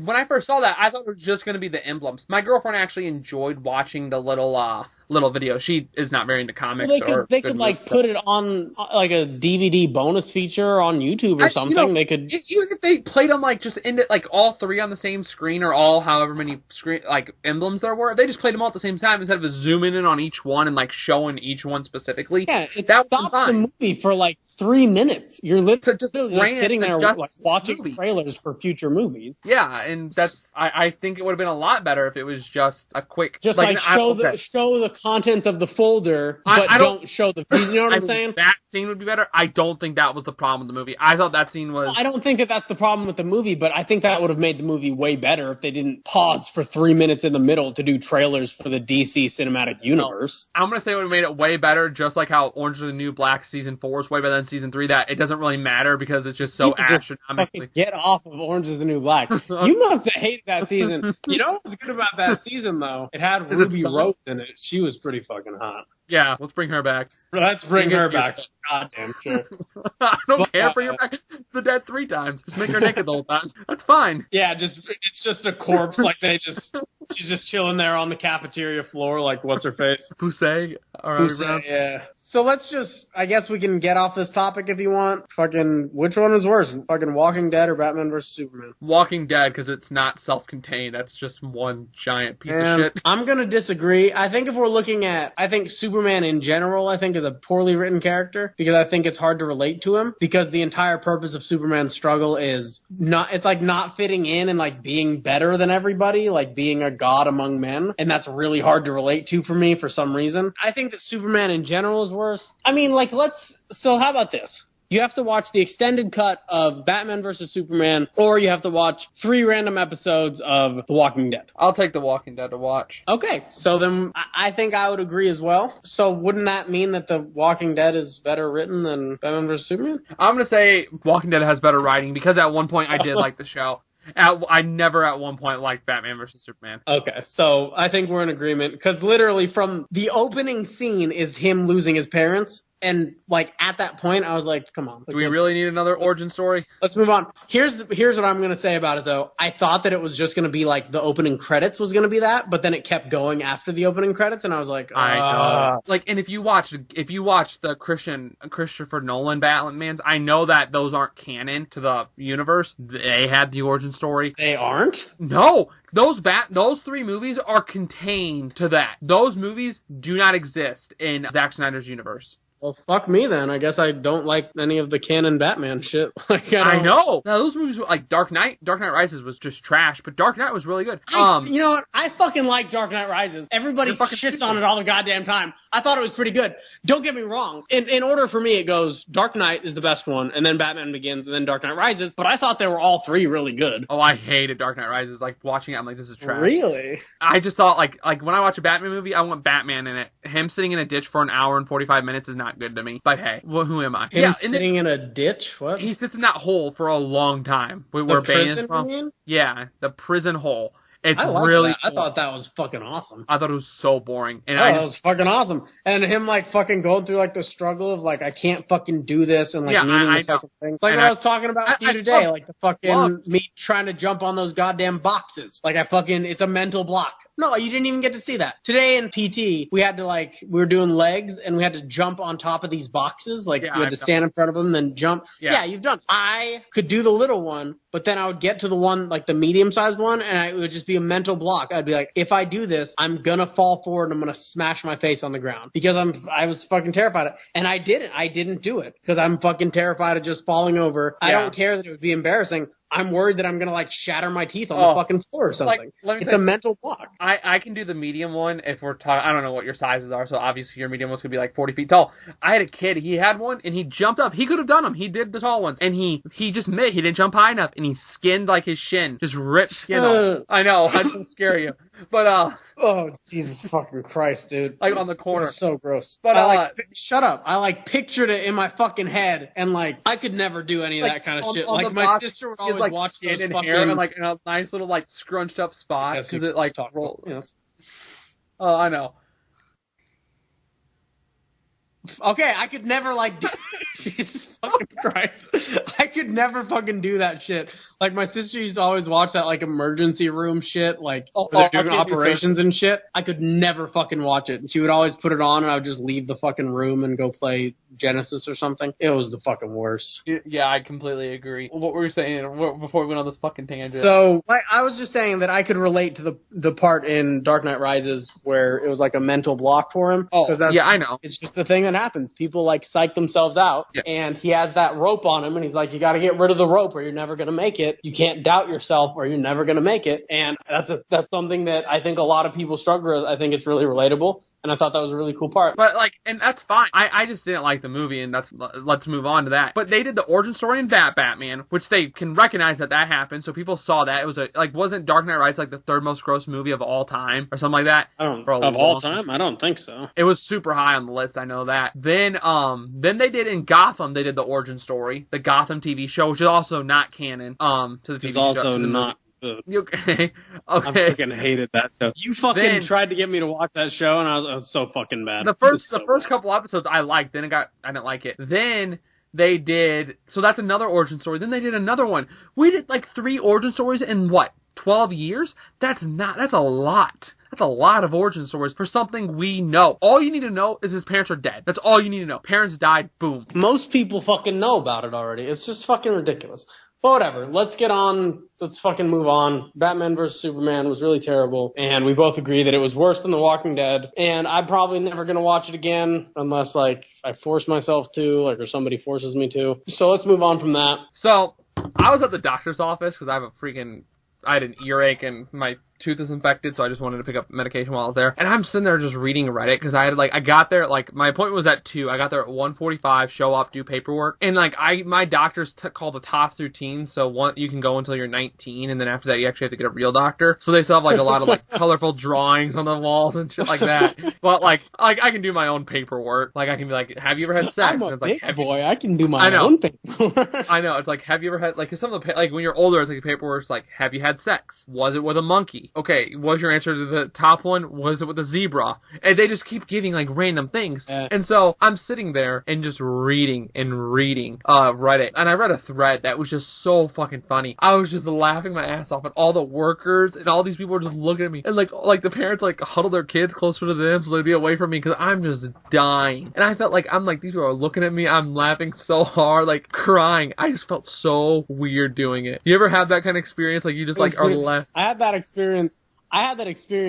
Not quite to that level, but I had that experience yesterday at the DEP meeting. Because that kid, you remember that kid that I was telling you about? He made that fucking Dungeons and Dragons reference while we were working out. That same kid, I guess he thinks that we're friends now because I made him laugh a couple times. But I was texting you and you said something that made me laugh, and I laughed, and then he's like, what are you laughing at? And I was like, my friend said something funny, and then he's like, oh, I thought you were watching a video. And I'm like, motherfucker, even if I was watching a video, go fuck yourself. You're not watching it with me. This is a very small screen and it's my screen. And then like I made a joke about something, and I guess he didn't like the joke, and there were bananas on the table. He's like, I was gonna hit you with these bananas for making that joke. And I'm like, but we are not friends enough for you to make like joking threats to me. Like, I understand that you don't quite get this, but that's like a high level of, maybe we should get out that letter, that love letter that you wrote, so that we can analyze the levels of friendship and see which one of them threatening with bananas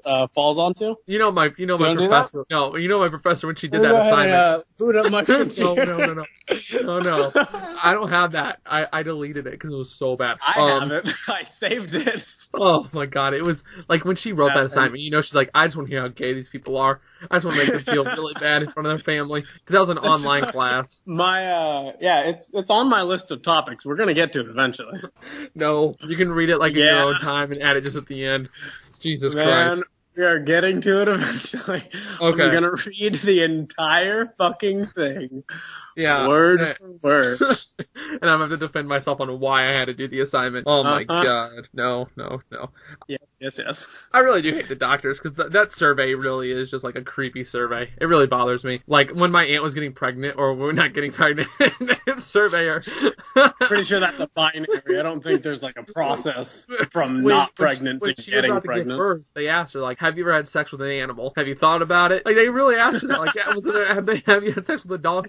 I'm like, wow, you guys are asking this kind of question. Just really. And that's apparently, she's like, yeah, it was like really weird. I'm like, I can see that. It's important though. I mean, if she had sex with a donkey, that's something they would need to know for some reason. I know, because you know. Is it like diseases or something, maybe? Is that why they would ask you if you've had sex with an animal? I thought they could call CPS that you don't like try it with that child too, or something. I don't know. People are freaks. Huh. I don't know. I can see it for like diseases and shit, but I don't really. Anything else would seem like overboard. But I don't mind the doctors. I haven't been to the doctor in a long fucking time.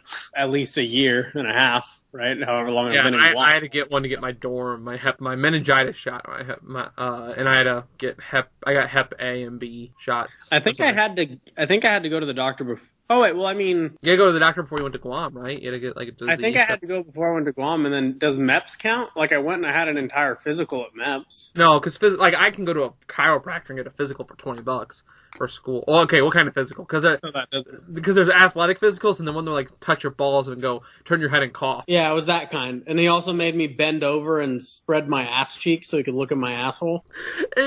Literally a thing that he made me do, and it's something that everybody. I'm just going to say it right now. If you ever meet somebody in the military and they're like really stuck up, just say to them, just be like, hey, I know that you have had another man or another woman, I guess, stare into your asshole. Like that is a thing that every one of them has had to do. So, I mean, that's just for your arsenal. Like if you ever meet anybody who's in the military and they're acting like a dick. I know. I'm just so nervous for like the prostate exam. I'm just like, I don't want that. I don't want it. Like, can I just? Are you worried that you're gonna like it, Brett? No. He's gonna be like, oh my god, I can't get off anymore without shoving things up my ass. No, I just don't want anything up my ass. Oh my god, that's gonna be. I don't know, man. Have you ever tried it? No. You ever tried it? Oh, you gotta try it, man. I'm sure it's fucking fantastic. I mean, that's people. You can get off that way just by shoving stuff up your ass. Yeah, I've seen videos like of that. The light bulb, the jar that the broke. light bulb or the jar. Yeah, jar. Oh.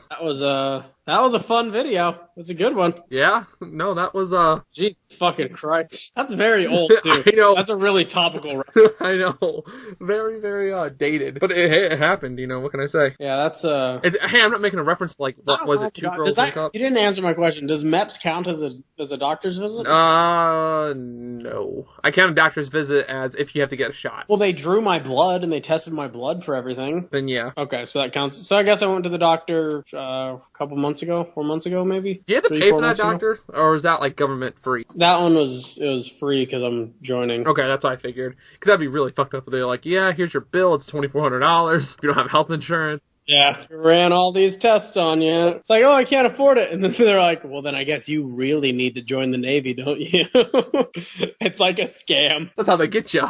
All right, so that was your thing, yeah. Laughing in the doctor's office. Yeah.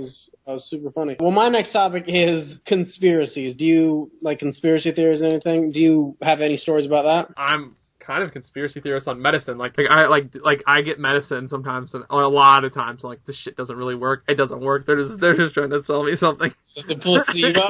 Exactly. Like I recognize that it probably does. Like, I'm like, I do feel better after this medicine's taken. It doesn't hurt, but I'm like, this shit all is fake. It doesn't work. I'm not crazy. I'm the one that's really in the system. You're pretty crazy, man. I'm the one being. That's not as bad as like the people who think that like the pharmacy companies and everyone are like actively poisoning people.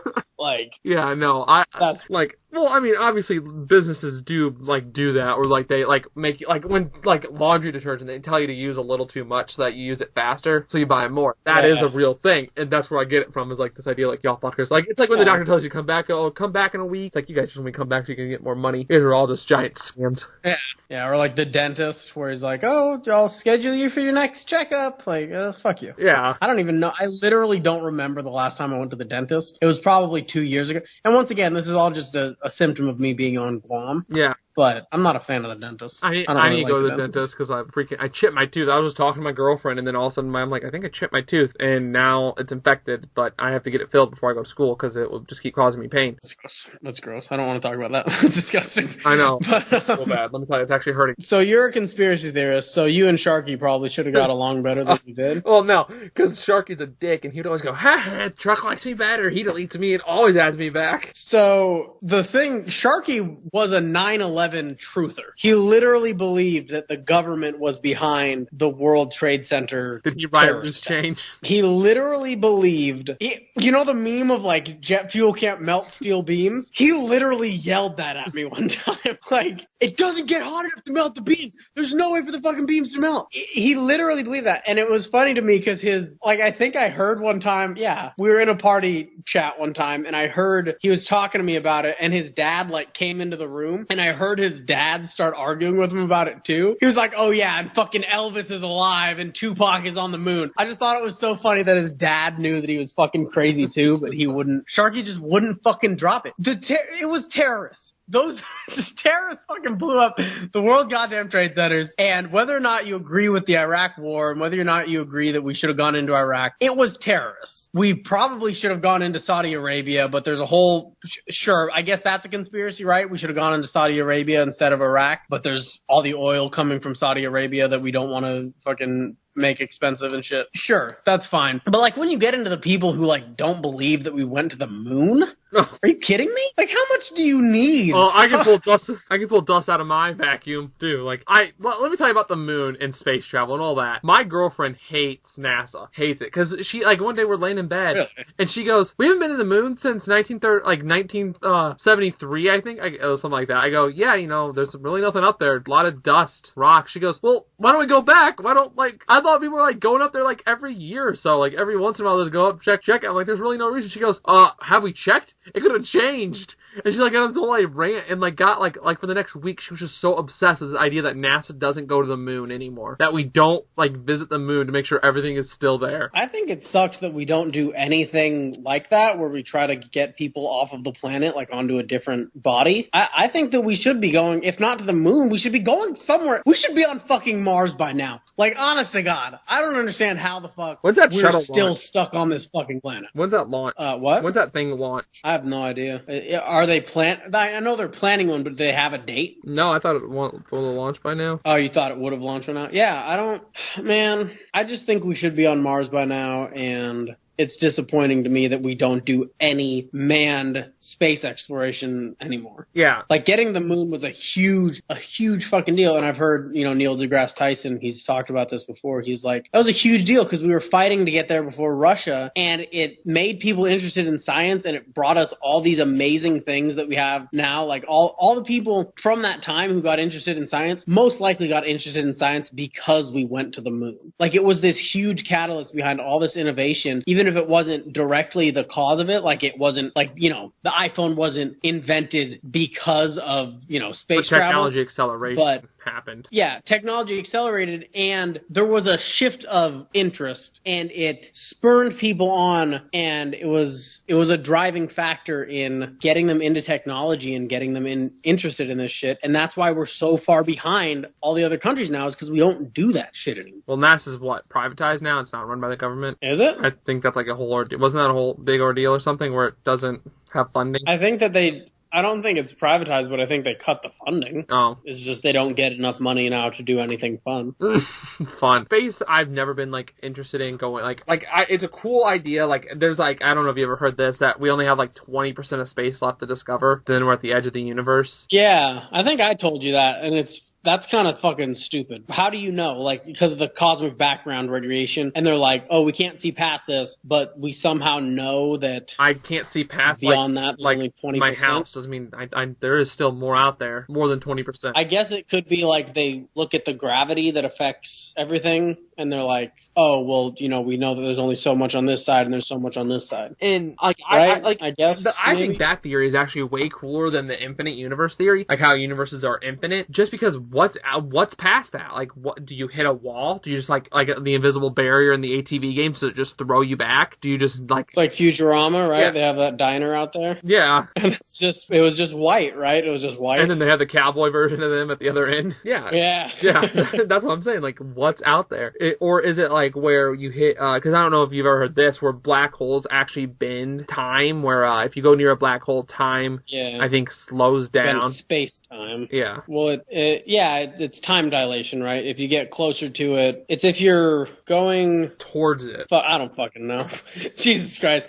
Well, it bends space-time, so it affects bodies of high gravity, high gravitational energy. They affect time. Yeah. So like black holes and even like suns, like supermassive suns, they also affect time. It's not just black holes, but yeah. Yeah, but you need something of tons of mass, and so a black hole's a good example of that. Yeah, I don't know. I just think it's a cool idea of what's past the initial... What's past the edge of the universe, yeah. Another theory that I've heard that I liked is that the universe it goes through phases of expansion and contraction. The Big Bang, like, might have just been one in many Big Bangs that have happened with the same, like, matter. So it explodes, and then it all goes out, and then it stops moving for some reason. I guess there would be no... I don't know. I guess the gravitational energy, it starts being more than the energy of the explosion, right? Than the Big Bang. Sure. So now it starts pulling it all back in, and then it gets all clumped up, and it's infinitely dense, infinitely small, and blows up again. And it just keeps going. It's a cycle of expansion and contraction over and over. I like that theory. That sounds pretty cool.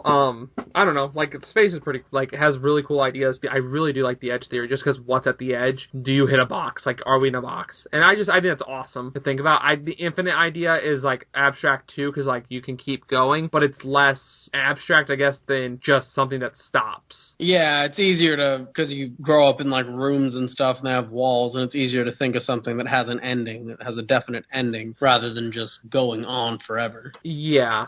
Like, people try so hard to visualize the infinite, but you really just can't. There's like a blank piece of paper. Like, there's nothing. There's nothing there. Yeah. It's really hard to think about. I just love the idea of, like, hitting a wall. Like, you just walk up and boop, piece of glass. And, like, on those same lines, like...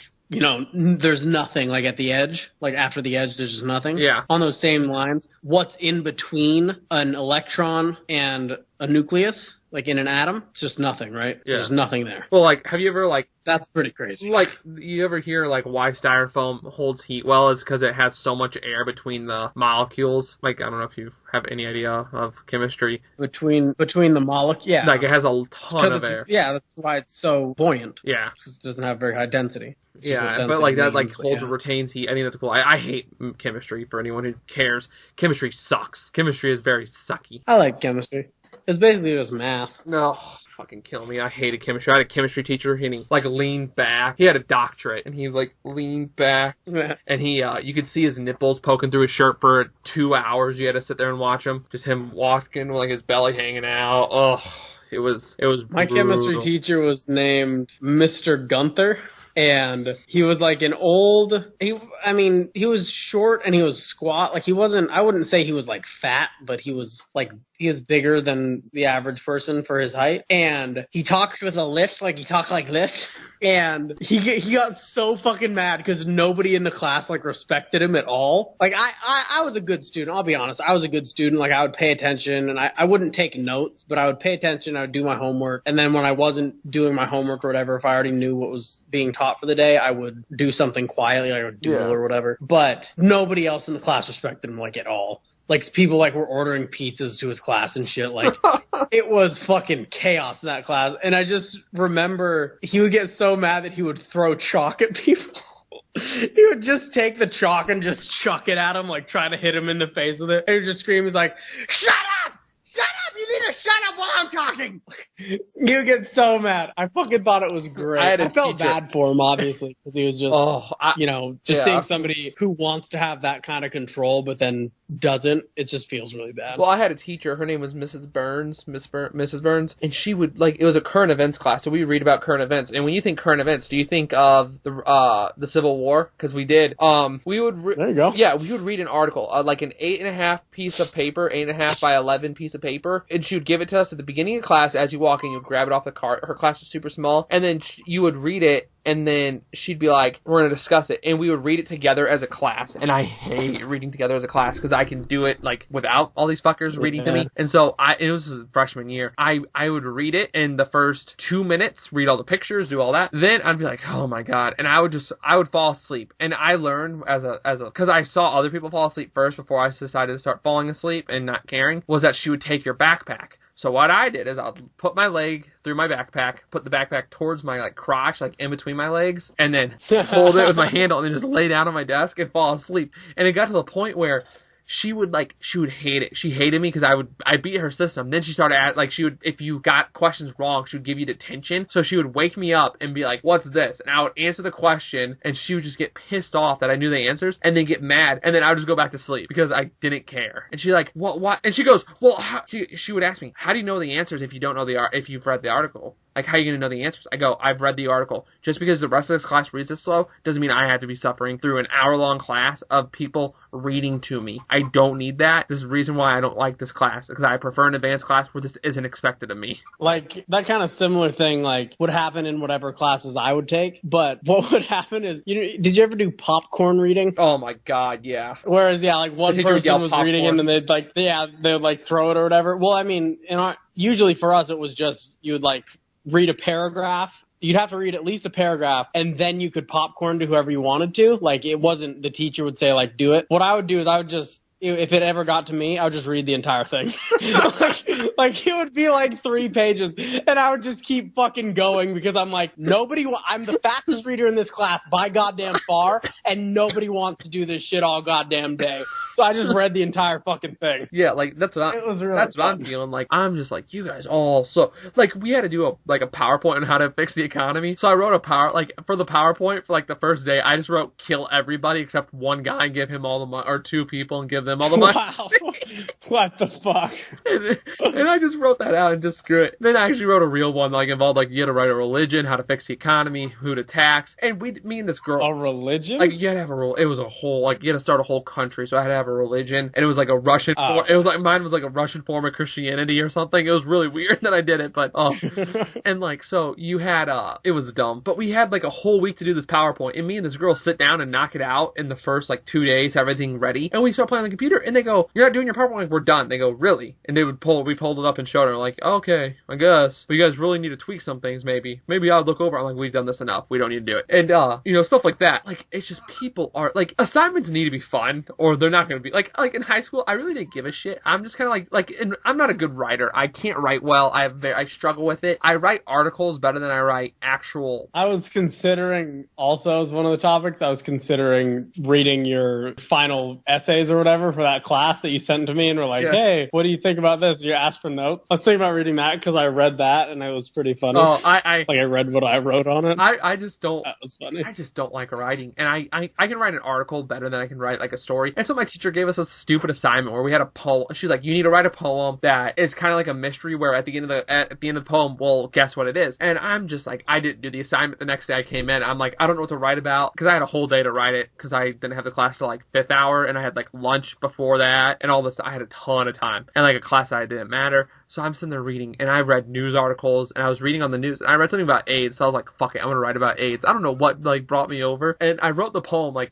in a minute. And then like the time came and everyone started getting in front of class and they eventually got coded to me. I go up there, I walk up, stand in front of everybody, in front of the whole class. Some girls like, very sheltered, like the teacher, this is 9th grade. She really doesn't know me. This is very early on in the class. I hold my piece of paper, I look everyone in the eyes and I just say, 5 minutes of fun for years of pain. And I was writing about AIDS. And everyone... Wow. Everyone... What the fuck? Everyone's jaw just dropped. And they're looking at me like I'm crazy. I kept like talking like all this sex stuff. And then eventually I look at everyone, I go, what is it? And they go, is it sex? And like they're trying to like be like super like, is it sex? Like the whole cocks thing? Oh my god. But I'm like, Cocks. no, no. And then like eventually someone got AIDS. My teacher then made me read it again, and then went to get another teacher to make me to read it to her. And like she's like, I can't believe you wrote that. I go, hey, you know what? What can you do? That's kind of similar to something that I had to do, and this is gonna be. It kind of sucks that we had to edit out that part about censorship. But anyways, this is That's kind of something that I had to do when I was in middle school. We had to write an essay on something, but I guess stand-up comedy must have fallen into the category somehow. My piece that I chose was George Carlin's 7 Dirty Words You Can't Say on Television or Radio. And have you heard that? I've heard of words. I don't know what the words are. It was like shit, piss, cunt, cock, fuck, motherfucker, whatever, It was all those words. But my teacher wouldn't let me, I had to read it to the class. My teacher wouldn't let me say those words. So I had to go bleep, bleep, bleep, bleep, bleep, bleep, mother bleep, bleep. I had to literally say that in front of the class because I wasn't allowed to say any of the words. Did he just turn into a robot? Just the dumbest goddamn thing. I just didn't care. I would write all kinds of crap. You've seen what I would write. When my professor that assignment, I just wrote I don't give a shit. That fucking assignment. I just don't understand how you could possibly think that wouldn't affect your grade. Being hey, I'm gonna put this essay at the end of it about how you're a piece of shit and you should kill yourself, but I want you to understand it comes from a place of sincerity, so you shouldn't dock my grade. All right, go fuck yourself. I talked to him about it and showed him the actual thing. He goes, "Oh, I would have loved that." Because he said he loved my writing because he's like, "You just don't give a shit. You'll go out and just reach wherever and just pull something out." I go, "Yeah, that's what I like to do." Okay, so my next topic is kind of just a generic one that I thought that, would work for podcast topic. What are your favorite games? And I already talked to you about this, so we both have lists prepared. I don't know, you might have been just faking writing it down while we were talking earlier, but... That's me scratching. So yeah, what are your... Jesus fucking Christ. What are your favorite video games, bro? I have Fallout 3, not in any particular order. I think put them in order. I'll read mine first. Put them in order while I read mine. Okay, so my favorite games, and we said that you don't have to specify a specific title in a series, which I mean sort of seems like a cop out, but I mean I could if I had to, I guess I could. But my most favorite game in the entire... Do you know what my most favorite game is, Brett? Tetris. Tetris, yeah, it's Tetris. I fucking love Tetris. Tetris is the best goddamn thing ever in the entire world, and I could play it literally all day and all night, and I have before just played Tetris. It's just fucking hours and hours and hours of entertainment. And it's you're doing the same thing over and over. Go fuck yourself. You're pretty much doing that in every video game ever. Oh, what, you're just swinging a sword over and over? Oh, what, you're fucking just driving around a track over and over? Oh, you're just shooting a gun over and over? Fuck you. You're doing the same goddamn thing, but the thing that you're doing in Tetris is infinitely better than the thing that you're doing in any other video game, and it's fucking fantastic. I fucking love Tetris. Do you know what my next favorite video game is? Skyrim. Terraria. Fair enough. Terraria is my next favorite video game. Do you does that shock you? Yeah, I thought, So I fucking love... Skyrim is number 3.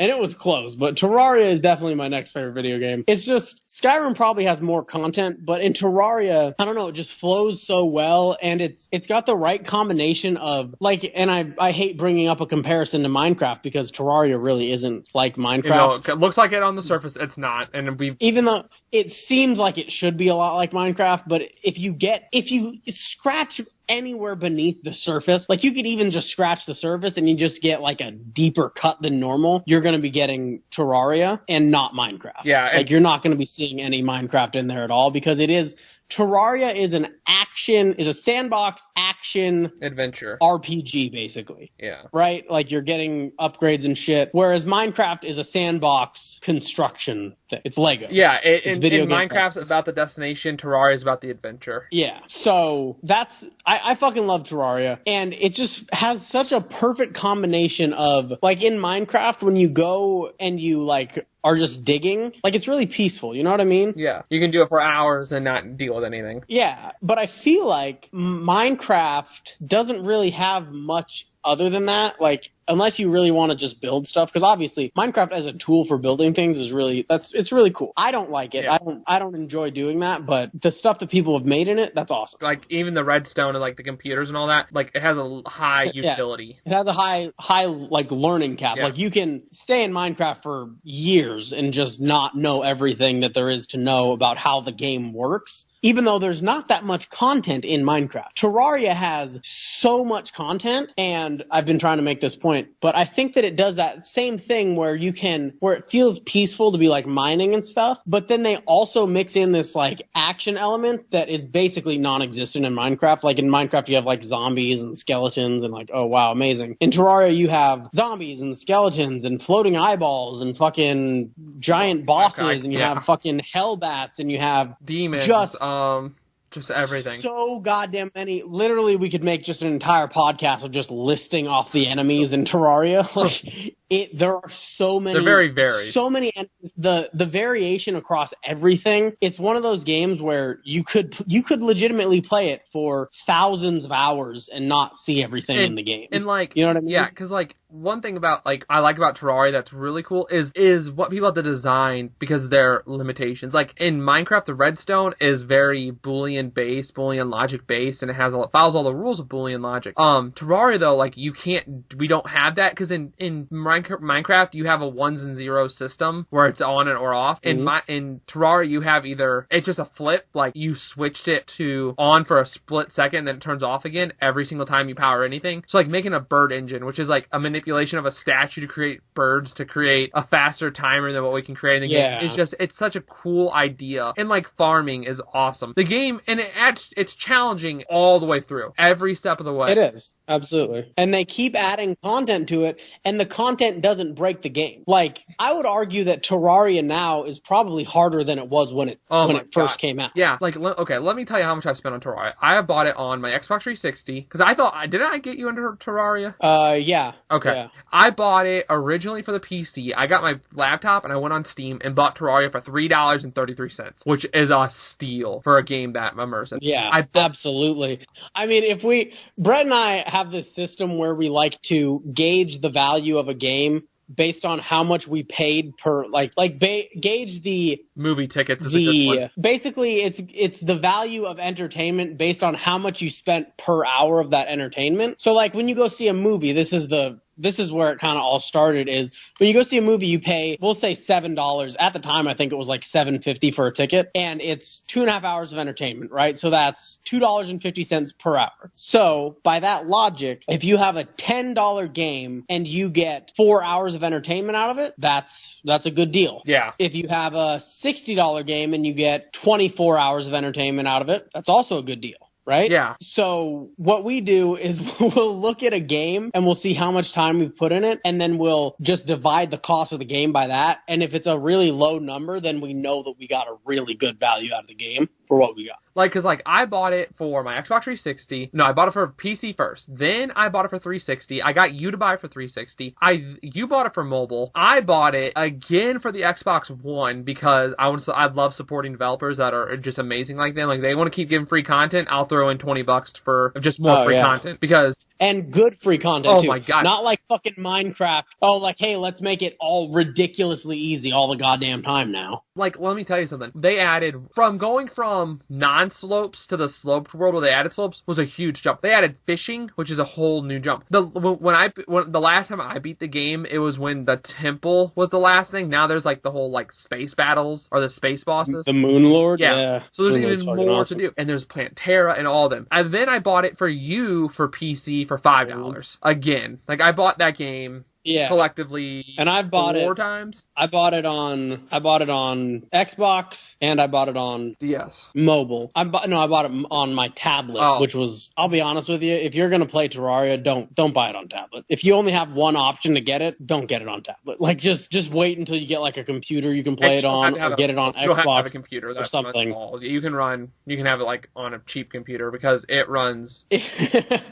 It barely runs on my computer, I'll be honest with you. My computer is a giant sack of shit, I guess. It has 4 gigs of RAM, but I guess since I'm running Vista, maybe it's not very good. I don't really know, but I have to play it on low quality, and I have to play it with 800 by 600 resolution, and I have to play it with shitty ass lighting and everything. It's still fun as hell, but you need something that I don't have to make it run efficiently, but you definitely don't need very much. Yeah, and like the console version is more expensive and it's slowed behind, but that's because consoles have a markup. But damn, and the content. It's just fucking fantastic. The content has been amazing.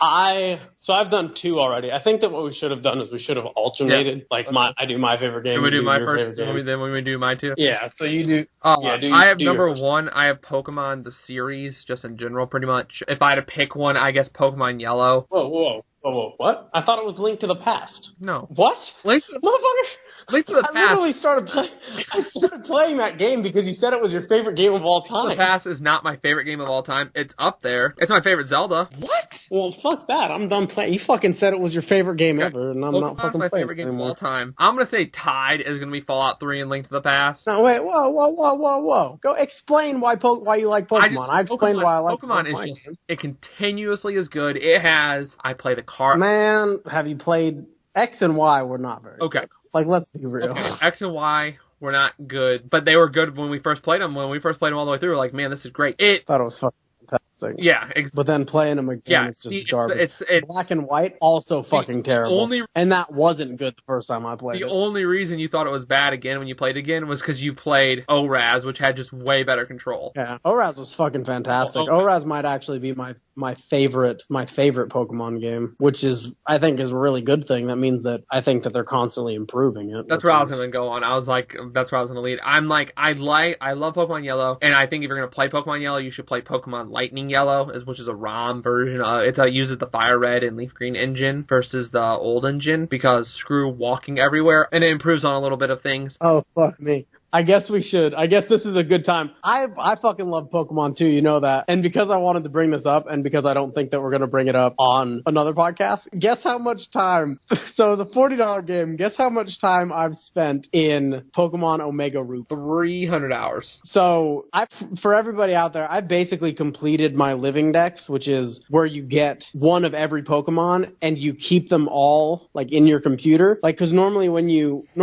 get the Pokedex, all you have to do is get one of each evolution and then get it all the way through the evolutionary line. So if you had just for instance, if you had a Blastoise that you had evolved from a Squirtle, that would count for the dex entries of Squirtle, Wartortle, and Blastoise. And so you wouldn't need to get another Squirtle to evolve into a Wartortle, and you wouldn't need to get another Squirtle to have that Squirtle for that entry. But with a living dex, you get, for using Blastoise as an example again, you not only need to evolve all the way up to Blastoise, but you need to get the Wartortle and you need to get the Squirtle, and you need to have them all at the same time, and you need to do that for every evolutionary line. A lot of people say that you can omit event legendaries, like ones that you can't get normally through normal circumstances other than cheating or going to an event and getting them, like currently is the Arceus event, and Brett got me an Arceus code because he's not a shit tier friend. He is a normal tier friend. But anyways, and he's definitely not a Barbara tier friend. He's way above a Barbara tier friend at this point. So I've done that pretty much. I have 4 Pokemon,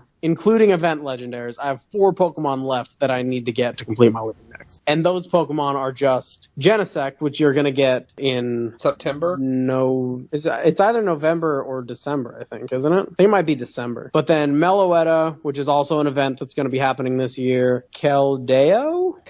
Do I have? I might have a Keldeo already. How do you have a Keldeo? But I think I might have a Keldeo already. Because I traded people. But nobody wants to trade like the fucking other ones for some reason. And then just one other one that I can't think of right now. So I have all of the Pokemon in existence except for the 4 event legendaries that are going to be given out throughout the rest of the year. So I have all the Pokemon, and it took a long time. So Brett's estimate of 300 hours was a little bit over, but not that much. And keep in mind, this is a $40 game. I have put 270 hours into Pokemon Omega Ruby. That's a fucking lot. What is that per dollar spent? How many dollars per hour is that?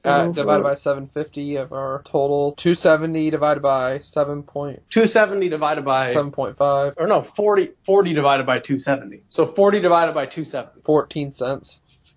14 cents per hour? Yeah, That's pretty good value. Yeah. I'd say that's the value. But yeah, so we both obviously love Pokemon. And I think the thing probably that appeals to both of us most is collecting, right? Like, we don't really play competitively. No, like, we play Showdown, we don't play, like... Yeah, if we do, we play Showdown, but that's not really competitive. Yeah, I don't my friend actually does that whole, like, he breeds IVs and EVs, and he breeds his team. Mm-hmm. He'll breed a perfect shiny team. He's fucking crazy. Yeah, like there was somebody on Showdown who, when I was trying to like still trade for these legendaries before, I was just like, you know what, fuck it, I'll just try to get them all in the events. While I was still trying to trade for them, no, it was actually while I was trying to get the Vivillons, which I still need Vivillons. It's a fucking, it should be Vivillon, but it's Vivillon, and I hate it. But while I was trying to get all the patterns for those, which I have them all now except for the Fancy, right? And the Pokeball pattern. I don't have the Pokeball pattern either. Besides the event ones, I have all the Vivillon patterns. And while I was trying to get them, somebody like tried to convince me to like start breeding Pokemon for competitive use. And I was like, no, I'm just trying to collect. That's all that I want to do is just collect the Pokemon. And basically I've won, right? I got all the Pokemon. That's, I think, what appeals to both of us most about it, right? Yeah, is just the collecting. Like really, like in my opinion, I've said this before, battling kind of gets in the way sometimes. I'm like, I just want to go catch some more. I just don't want to battle you. I don't want. Yeah. And like in ORAS, they added the Dex Nav, right? You had to go get platinum on all of them. It was so. But when you got platinum, though, Brett, I mean, come on. Oh, I know. It feels when you great. Got fucking platinum. Well, the best was when you caught all the land ones, and like, because you already caught some of the water, and like when you caught some like the land ones, and you looked at the water ones, and like most of them turned platinum, and you're like, oh my god, yes, I only have like 3 spots left. Oh, so much better. Good, dude. The collection is so fucking good. Oh my god. And I mean, obviously leveling up, like just RPG elements like that, because that's what Pokemon is. It's an RPG that you just use animals for instead of party members, you know? Yeah. All the RPG elements are there, like leveling up, moves and coverage and everything, and all the strategy is there. And that's all super addictive too. Like leveling up has just been scientifically proven to be addictive. So that's there. The collecting is there. It's all there.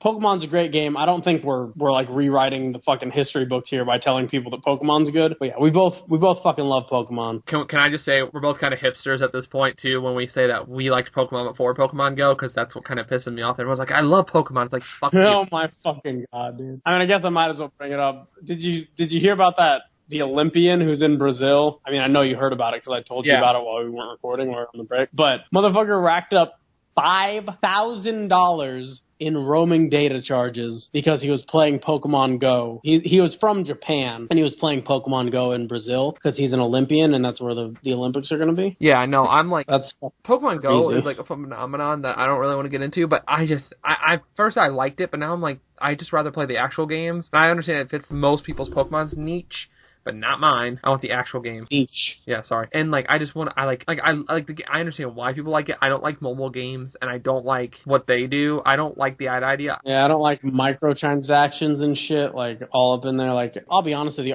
if I had a device that could play it, I would be Oh, playing I it, play but it too. I don't play it constantly though because it drains your battery, and I don't always want to be in a place where I don't always have a place where I can charge my phone. Mm-hmm. So it has this whole like negative effect to me. So I don't play it that much, but when I do, I play a little bit. Yeah, I started playing Pokemon with Pokemon Yellow. My first Pokemon was Leaf Green. Back in the day. Yeah, I'm like super old school with that shit. Like Yeah. I remember it and it gets nostalgic, and like if Pokemon Yellow isn't my favorite version of Pokemon, then it's definitely number 2. And the only one that might be beating it is Omega Ruby Alpha Sapphire, which I think really does say something like about how the quality of the series has stayed Like at least somewhat consistent. everyone says It has had dips. Oh, yeah. Don't get me wrong. There was a big dip in the middle there called Black and White, and it turned me off of Pokemon for a real long time, but it has stayed at least consistent enough to where they could recover with the next track. Oh, and like, let me tell you something. People always say, oh, the original 151. They've had a lot of cool Pokemon since those original 151. And that expansion of going away from the original still being good. Yeah, is like awesome. Darkrai. Darkrai is an amazing I know, Pokemon. his feet are amazing. Those little, like, and peg it doesn't feet. have legs!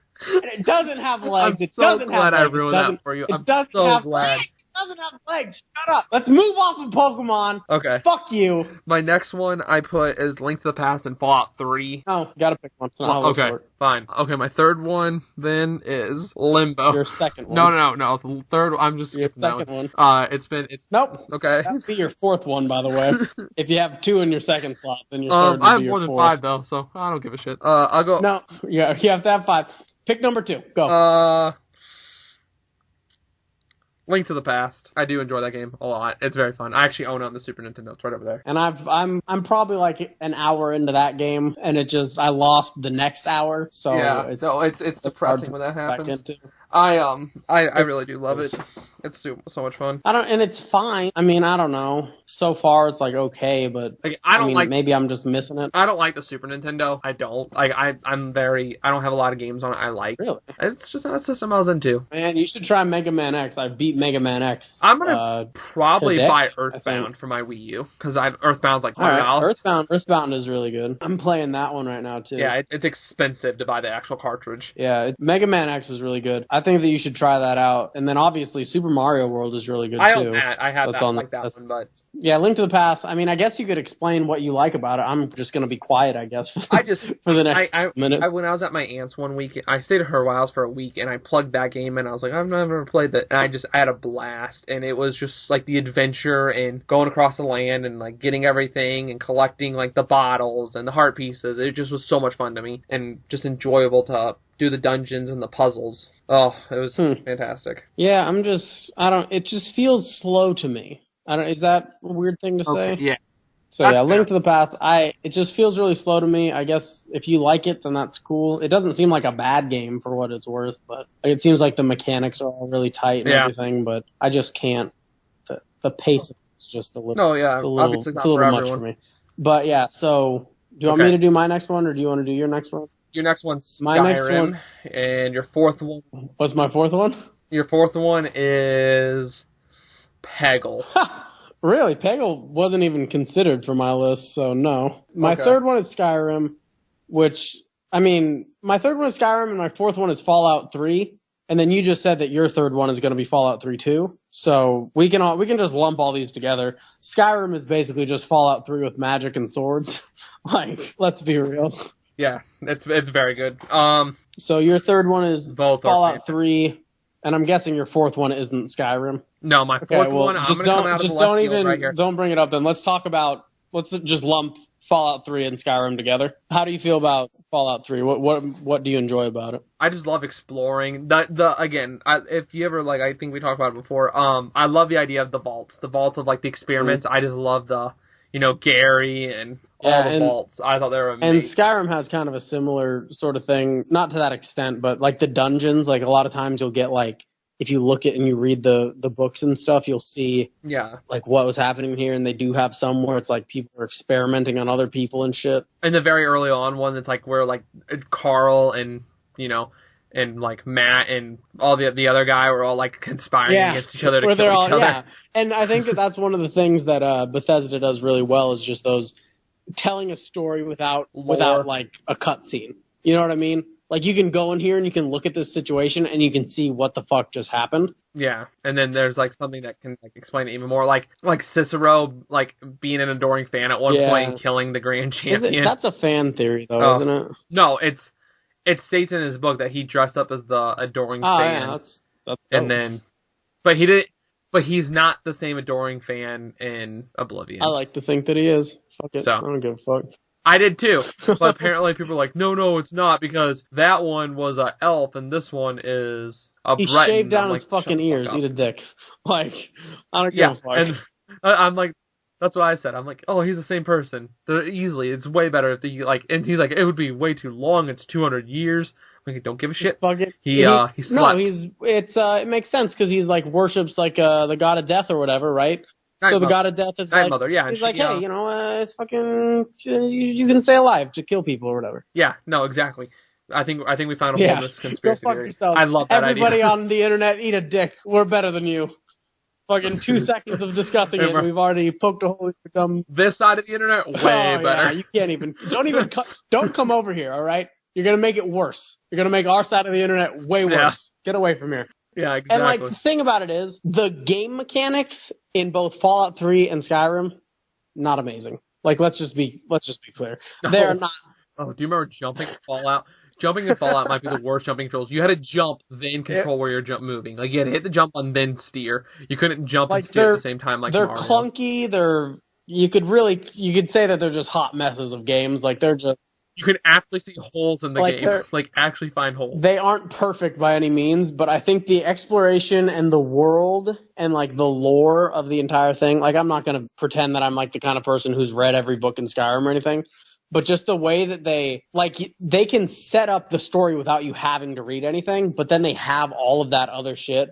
And like, I have read some of the books. I've probably read like 30 of the books in Skyrim, just read them front to back.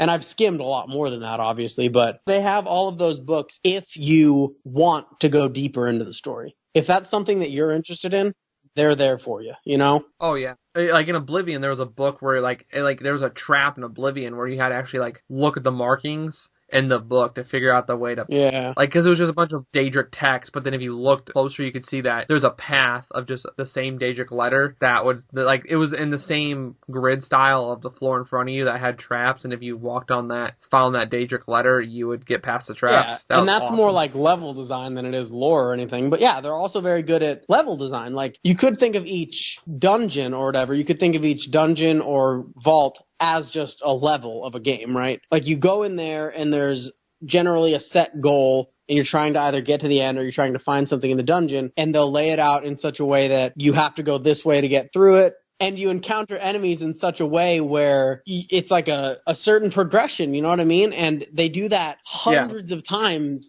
in each game, and I'm not going to pretend like there aren't locations that aren't impressive. Like in Skyrim, there are just a bunch of locations that's just a one-room cave, and it's like, oh, there's a thing. And a lot of times it'll have some kind of lore or backstory in it, but they aren't all perfect, but they have enough of them that are amazing that it just really stands the test of time. Well, I think the graphics aren't very impressive, at least on the versions that I've played, but I don't know. I've actually read where people hate that linear style of dungeon where you go through and then you hit a gate that lets you go back to the main entrance real quick, and people hate that. I think it's fine. I think it's fun. It gets you through the dungeon. And one thing I hate about exploration games is mindlessly exploring everything that looks exactly the same and having no payoff. Mm-hmm. Like I hate going into like just running like Grand Theft Auto. I don't care for those games, or Red Dead, because I feel like I'm just there's like the land between the markers. Yeah, a lot of people do. And to me, between the markers of like towns and missions, there's nothing to do. And I hate it. Well, there's tons to do. You fight all the fucking animals and shit. Yeah,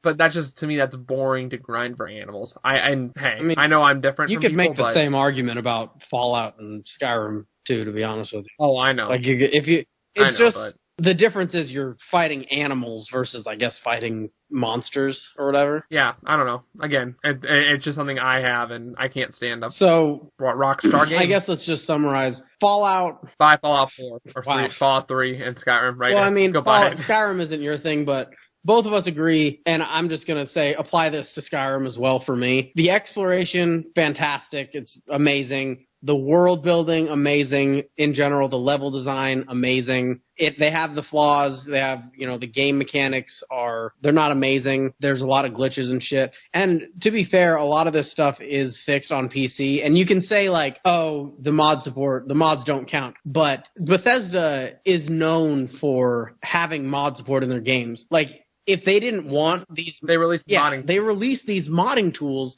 to help people. It basically turns their game into like an open source project where they're just like, hey, help us figure out what's wrong with it, help us make it better. And so I think it's unfair to discount those things, especially now that you can get like mods on Xbox One and shit. Yeah. Yeah, but they're which I've never done. Just amazing games, and I think if you haven't tried them by now, you really should. And honestly, it's one of those things where if you haven't tried them by now, me telling you to try them now is just not gonna do anything. Yeah. But one thing I hate about the mod support is like people are like, oh, a vanilla Skyrim is just so bland and you can't play without mods. Mods to me, and all the mods I've ever seen in like video games are just. There are very few mods have I ever seen, in Minecraft and Skyrim, actually supportive.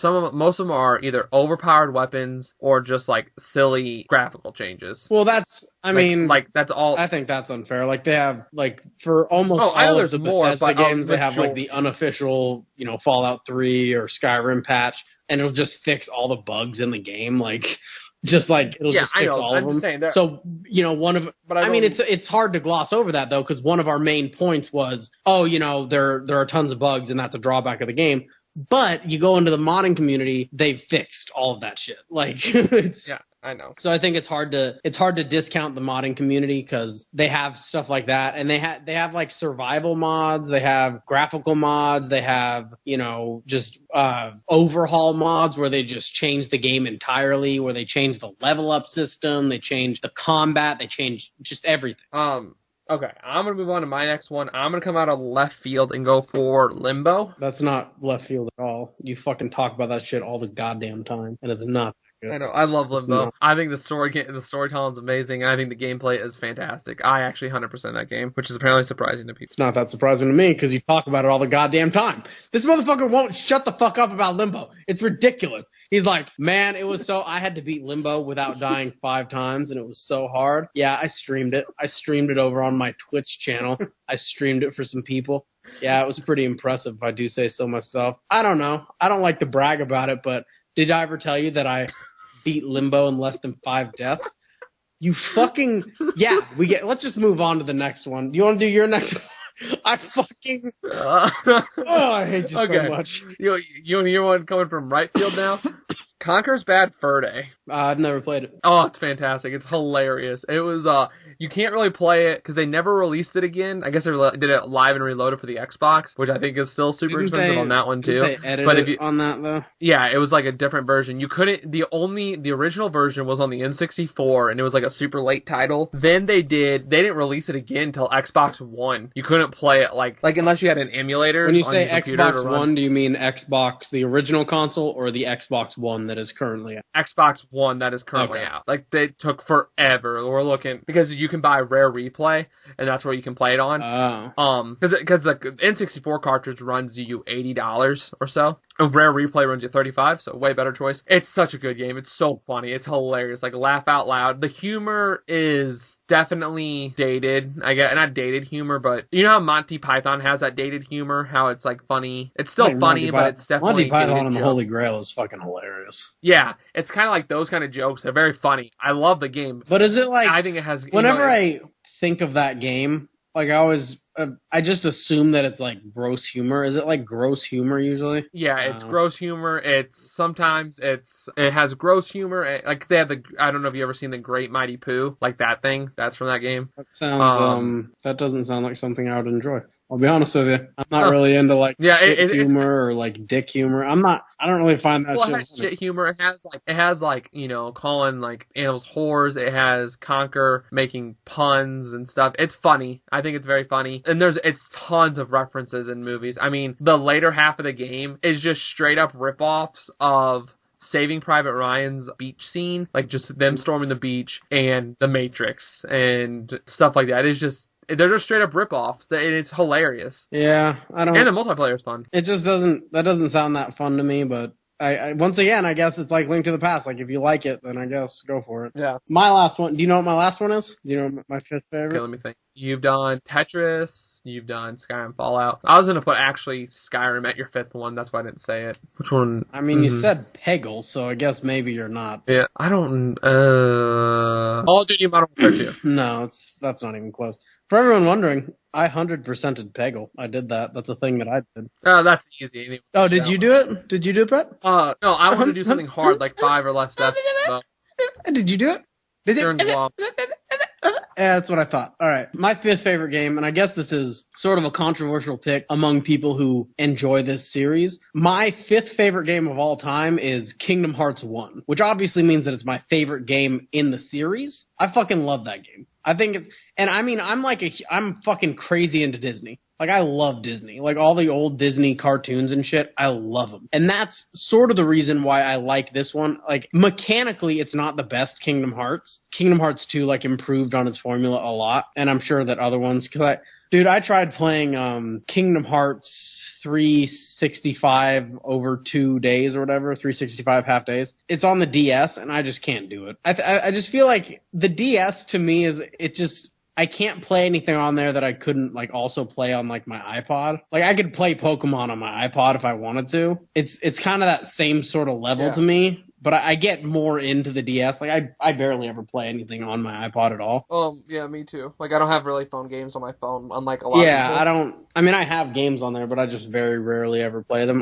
If I'm ever, if I need to kill time, I'll just listen to music or something. Yeah, I load up Reddit or read news on other sites or something. I don't really play games to pass time. Yeah, so I couldn't really get into the DS ones because I just feel like it requires too much concentration, and I don't know, I just couldn't get into it. But I've replayed the first Kingdom Hearts game very recently.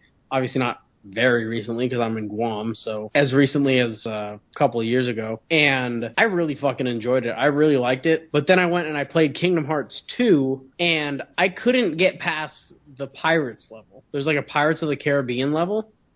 And it just was so off-putting to me. Like, it wasn't overly difficult or anything, but it just sort of drained me. It was just like it took me out of the world because it went from them, like, emulating this cartoonish style to them trying to do, like, this real life kind of deal. And I didn't really like that, and it made me like the game a lot less. Quick question. I've never played Kingdom Hearts. When you go to each world, does the art style change? No, it's basically the same art style through the entire game, but that might just be a limitation of the PlayStation 2, which is what it was on originally, and that's what I played it on. I don't know. It's just, once again, it's kind of a similar thing with Fallout and Skyrim. The world is the thing that I enjoy the most in the game, and I do like the gameplay for what it's worth. Everybody is like, oh, the gameplay is so shitty, it's so terrible. I enjoy it. I don't know what to tell you. I think that it's not complicated. It's not like a complex game to play, but I like the whole team aspect where you just have like a mage and you have a tank and you have the main character. I like that. It seems pretty well balanced to me. I like leveling up. I like all the skill trees, and I like how you can, make choices that kind of fuck you over. You can make choices that benefit you, and I like the world. I like all the characters because they're all just Disney characters. I really enjoy the game, but everybody is really down on it, I guess, because they think that it's not as good as the newer ones. Which, like Kingdom Hearts 2, it's not a new game, but everybody says that it's just not as good as Kingdom Hearts 2, or I guess some of the other games, like the DS games and shit. Never would think that the DS games would be good. My girlfriend owns one, but she is too afraid to play it. Especially, you wouldn't think that they're better than the console versions, which it's hard for me to I think the DS has its spot, but I don't think I think consoles are usually better. Like Pokemon, like everyone wants a Pokemon game on the phone. I like it with a console. I think it's good on the console. Yeah. What I want is a Pokemon game like on Wii or something, you know what I mean? Like realistically, I would like one to be like on all platforms, like just release it on PC, Xbox, PS4, Wii, but yeah, they'll never do it. But yeah, like, are you talking about like an RPG actual like Pokemon game? Non-spinoff? Okay, because they've had titles, and I think they're good. But, Yeah, like they've had Coliseum and shit. like, I liked Gale of Darkness. I thought Gale of Darkness was good. Pokemon Snap. But, Never played it. I had Pokemon Stadium. That was cool. You could play Pokemon, the red, blue, and yellow on your TV, which was awesome. yeah, I think that would be cool to get that. But it's, like, I just prefer playing games on, like, a big TV rather than playing them on a little screen. Yeah, well, that's one cool thing about my Retron is I can play all the old Game Boy Advance games on my TV and just plug it in and be like, boop. Yeah, but you're not getting the real experience, Brett. You're not getting the true gaming experience. I'm trying to hide it from Here's your the mom. goddamn thing, is that I just feel like you can't be like, oh, well, I need to have the original carts and shit, but then also I can play Game Boy games on my TV and that's fine. You need to clearly define your goddamn rules, dude. That'll be for next. That'll be a whole bonus podcast because it's. I'll do that one. It tied it with the what a true gamer is. Dude, in 6 hours or less. You really fucked up on that. I so goddamn wish we were recording. Oh my god! Like I don't think there's ever been anything that I've wanted to record more than your definition of a gamer. Because now I know that I'm never gonna get you to fucking ramble on like that ever again about that shit. I know that you're not gonna be like, yeah, let me tell you what I think a real gamer is. That was how long? Just give me an estimate. How many minutes do you think you went on about what a? I thought it was 2.5 hours. It was of me just. It was. It was like you're an insane person. Is basically what it is. You just got full on like autism mode. No. This is what a gamer is. Let me tell you what a gamer is. A gamer has to play 7.3 hours of games a day, and we have to own 2 consoles. And you have to. It was fucking ridiculous, and I thought I would also like to have it recorded just for the sake of so people can understand how much of a master troll I actually am, because I led you on so goddamn much. It was what about if somebody plays 8 hours on their phone every week? And you were like, no, that doesn't count. And then I was like, well, what about people who play board games? Do they count as gamers? And you're like, no. And I'm like, oh, okay, so well then why isn't it called video gamers? And then you're like, well, it's fucking. Oh my god, it was the best conversation that nobody's gonna get to hear ever again. My rules were so specific. It would be you have to play. You can play on your phone as your allotted time, but you also have to mix in some console time, which has to be over 60% of your phone time. It was the fucking. I wish I just. It's almost it almost makes me wish that Microsoft recorded all of our conversations on the Xbox, so I could be like, Microsoft, I will suck your dick if you fucking give me this goddamn audio.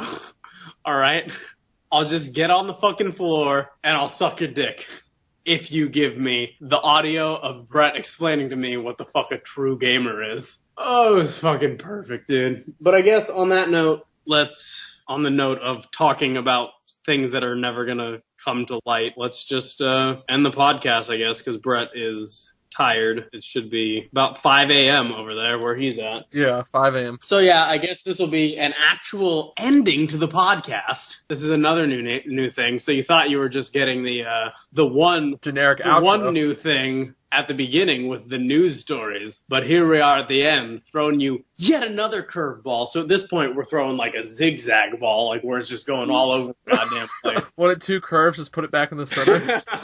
So we curved it, and we curved it back, and now it's just a sine wave where it's just... Okay, so I guess this is the end of the podcast. Thank you if you listened this entire way. I guess I wouldn't know, but hey. Fuck you. I would listen. I fucking listened to that first podcast twice. I thought it was fun itself. So have I do listen to it again. Getting down on it now, you're like, I wouldn't listen to it. I'm too cool. I do listen to it. I think you know how we have 108 views. You know how we have 108 views on the video. I think 100 of those are mine. I think it's hilarious. That's all 4chan, dude. I literally just went and I posted a fucking link. It's like, hey, fucking go listen to this podcast, asshole. I'm literally trying to get it as a guest on a podcast. Just one. I need a podcast I can be a guest on and not screw us. I don't care if we can really screw up, but our podcast is full of crap that I've said. And I just want to get a guest, and then hopefully we can grow some views that way. I'm trying to talk to people about it, so that seems cool. Well, this is a great topic to put in the outro. That's great. Hey, guys. Try to get us more viewers, I guess, or more listeners if you're on SoundCloud. Oh my god, if you're on SoundCloud. We have a SoundCloud You can account. download SoundCloud, right? We have a SoundCloud account, and I guess go over there and listen to Add us as a friend. Is that? I don't know what you is that like our podcast, or follow. They follow it there. Do that. We have a. Do we have a Facebook or do we not have a Facebook? We do have a Facebook. I'm the admin, and that's about it. There's no one else. And I think we have a Twitter that I don't know if we use it. I tweet every time we record one, and every time we go up. We have. I don't think we have any followers on that either. I guess if you want to email us at what is it? Please stop podcast. Is that what it is? Or no, is it please stop talking? Or is it please stop talking podcast? I literally don't even know. I'll look it up. Here's right what we're now. gonna do. We're gonna solid outro, dude. This is the best outro ever. Real quick, it is the Please Stop Talking podcast It's at not gmail.com. What? No, there's no the. Oh, it's Please Stop Talking podcast at gmail.com. Okay. So email us there, I guess, if you want to say something. And can you look up friends on Twitter? Because you can just look us up using that. Yeah, look up, what is it on Twitter? What's our handle? Gotta switch over back to Twitter. Isn't it podcast underscore PST. Podcast underscore PST on Twitter. I'm not, that's give me, Brett's shit. So if the Twitter sucks, that's Brett's fault. All right. Go to Reddit. You can go to PST underscore podcast and give us gold, I guess. I don't know what you do. I'm just like, I'm in charge of uploading it to YouTube and Brett's and SoundCloud, I guess, and Brett's in charge of Twitter and Facebook and Reddit. Fucking Brett was on Reddit. You all of that you were just like, you're like, hey, come listen to my podcast, and they were like, no, we're not gonna fucking let you self promote.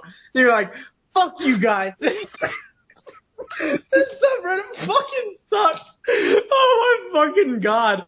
It was the worst thing. It was just you digging yourself deeper and deeper in a fucking hole. And I was like, why are you fucking doing that? Like, you're under the podcast name and you're like, just telling people to go fuck themselves. At least on 4chan, I was like anonymous and fucking nobody knew who I was. Like, I could have been affiliated with it. I could not have been affiliated with it. But they were just like, oh, hey, let's go look at this link that he put. But you're just like, no, fuck you guys. I broke your rules. Eat a dick. This sub sucks. You suck. Reddit sucks. Your mom sucks. Fat dick. The president sucks. Your fucking favorite food probably sucks. Probably covered with fucking semen because you're all gay. Everybody here can a goddamn dick. I'm Brett Varg.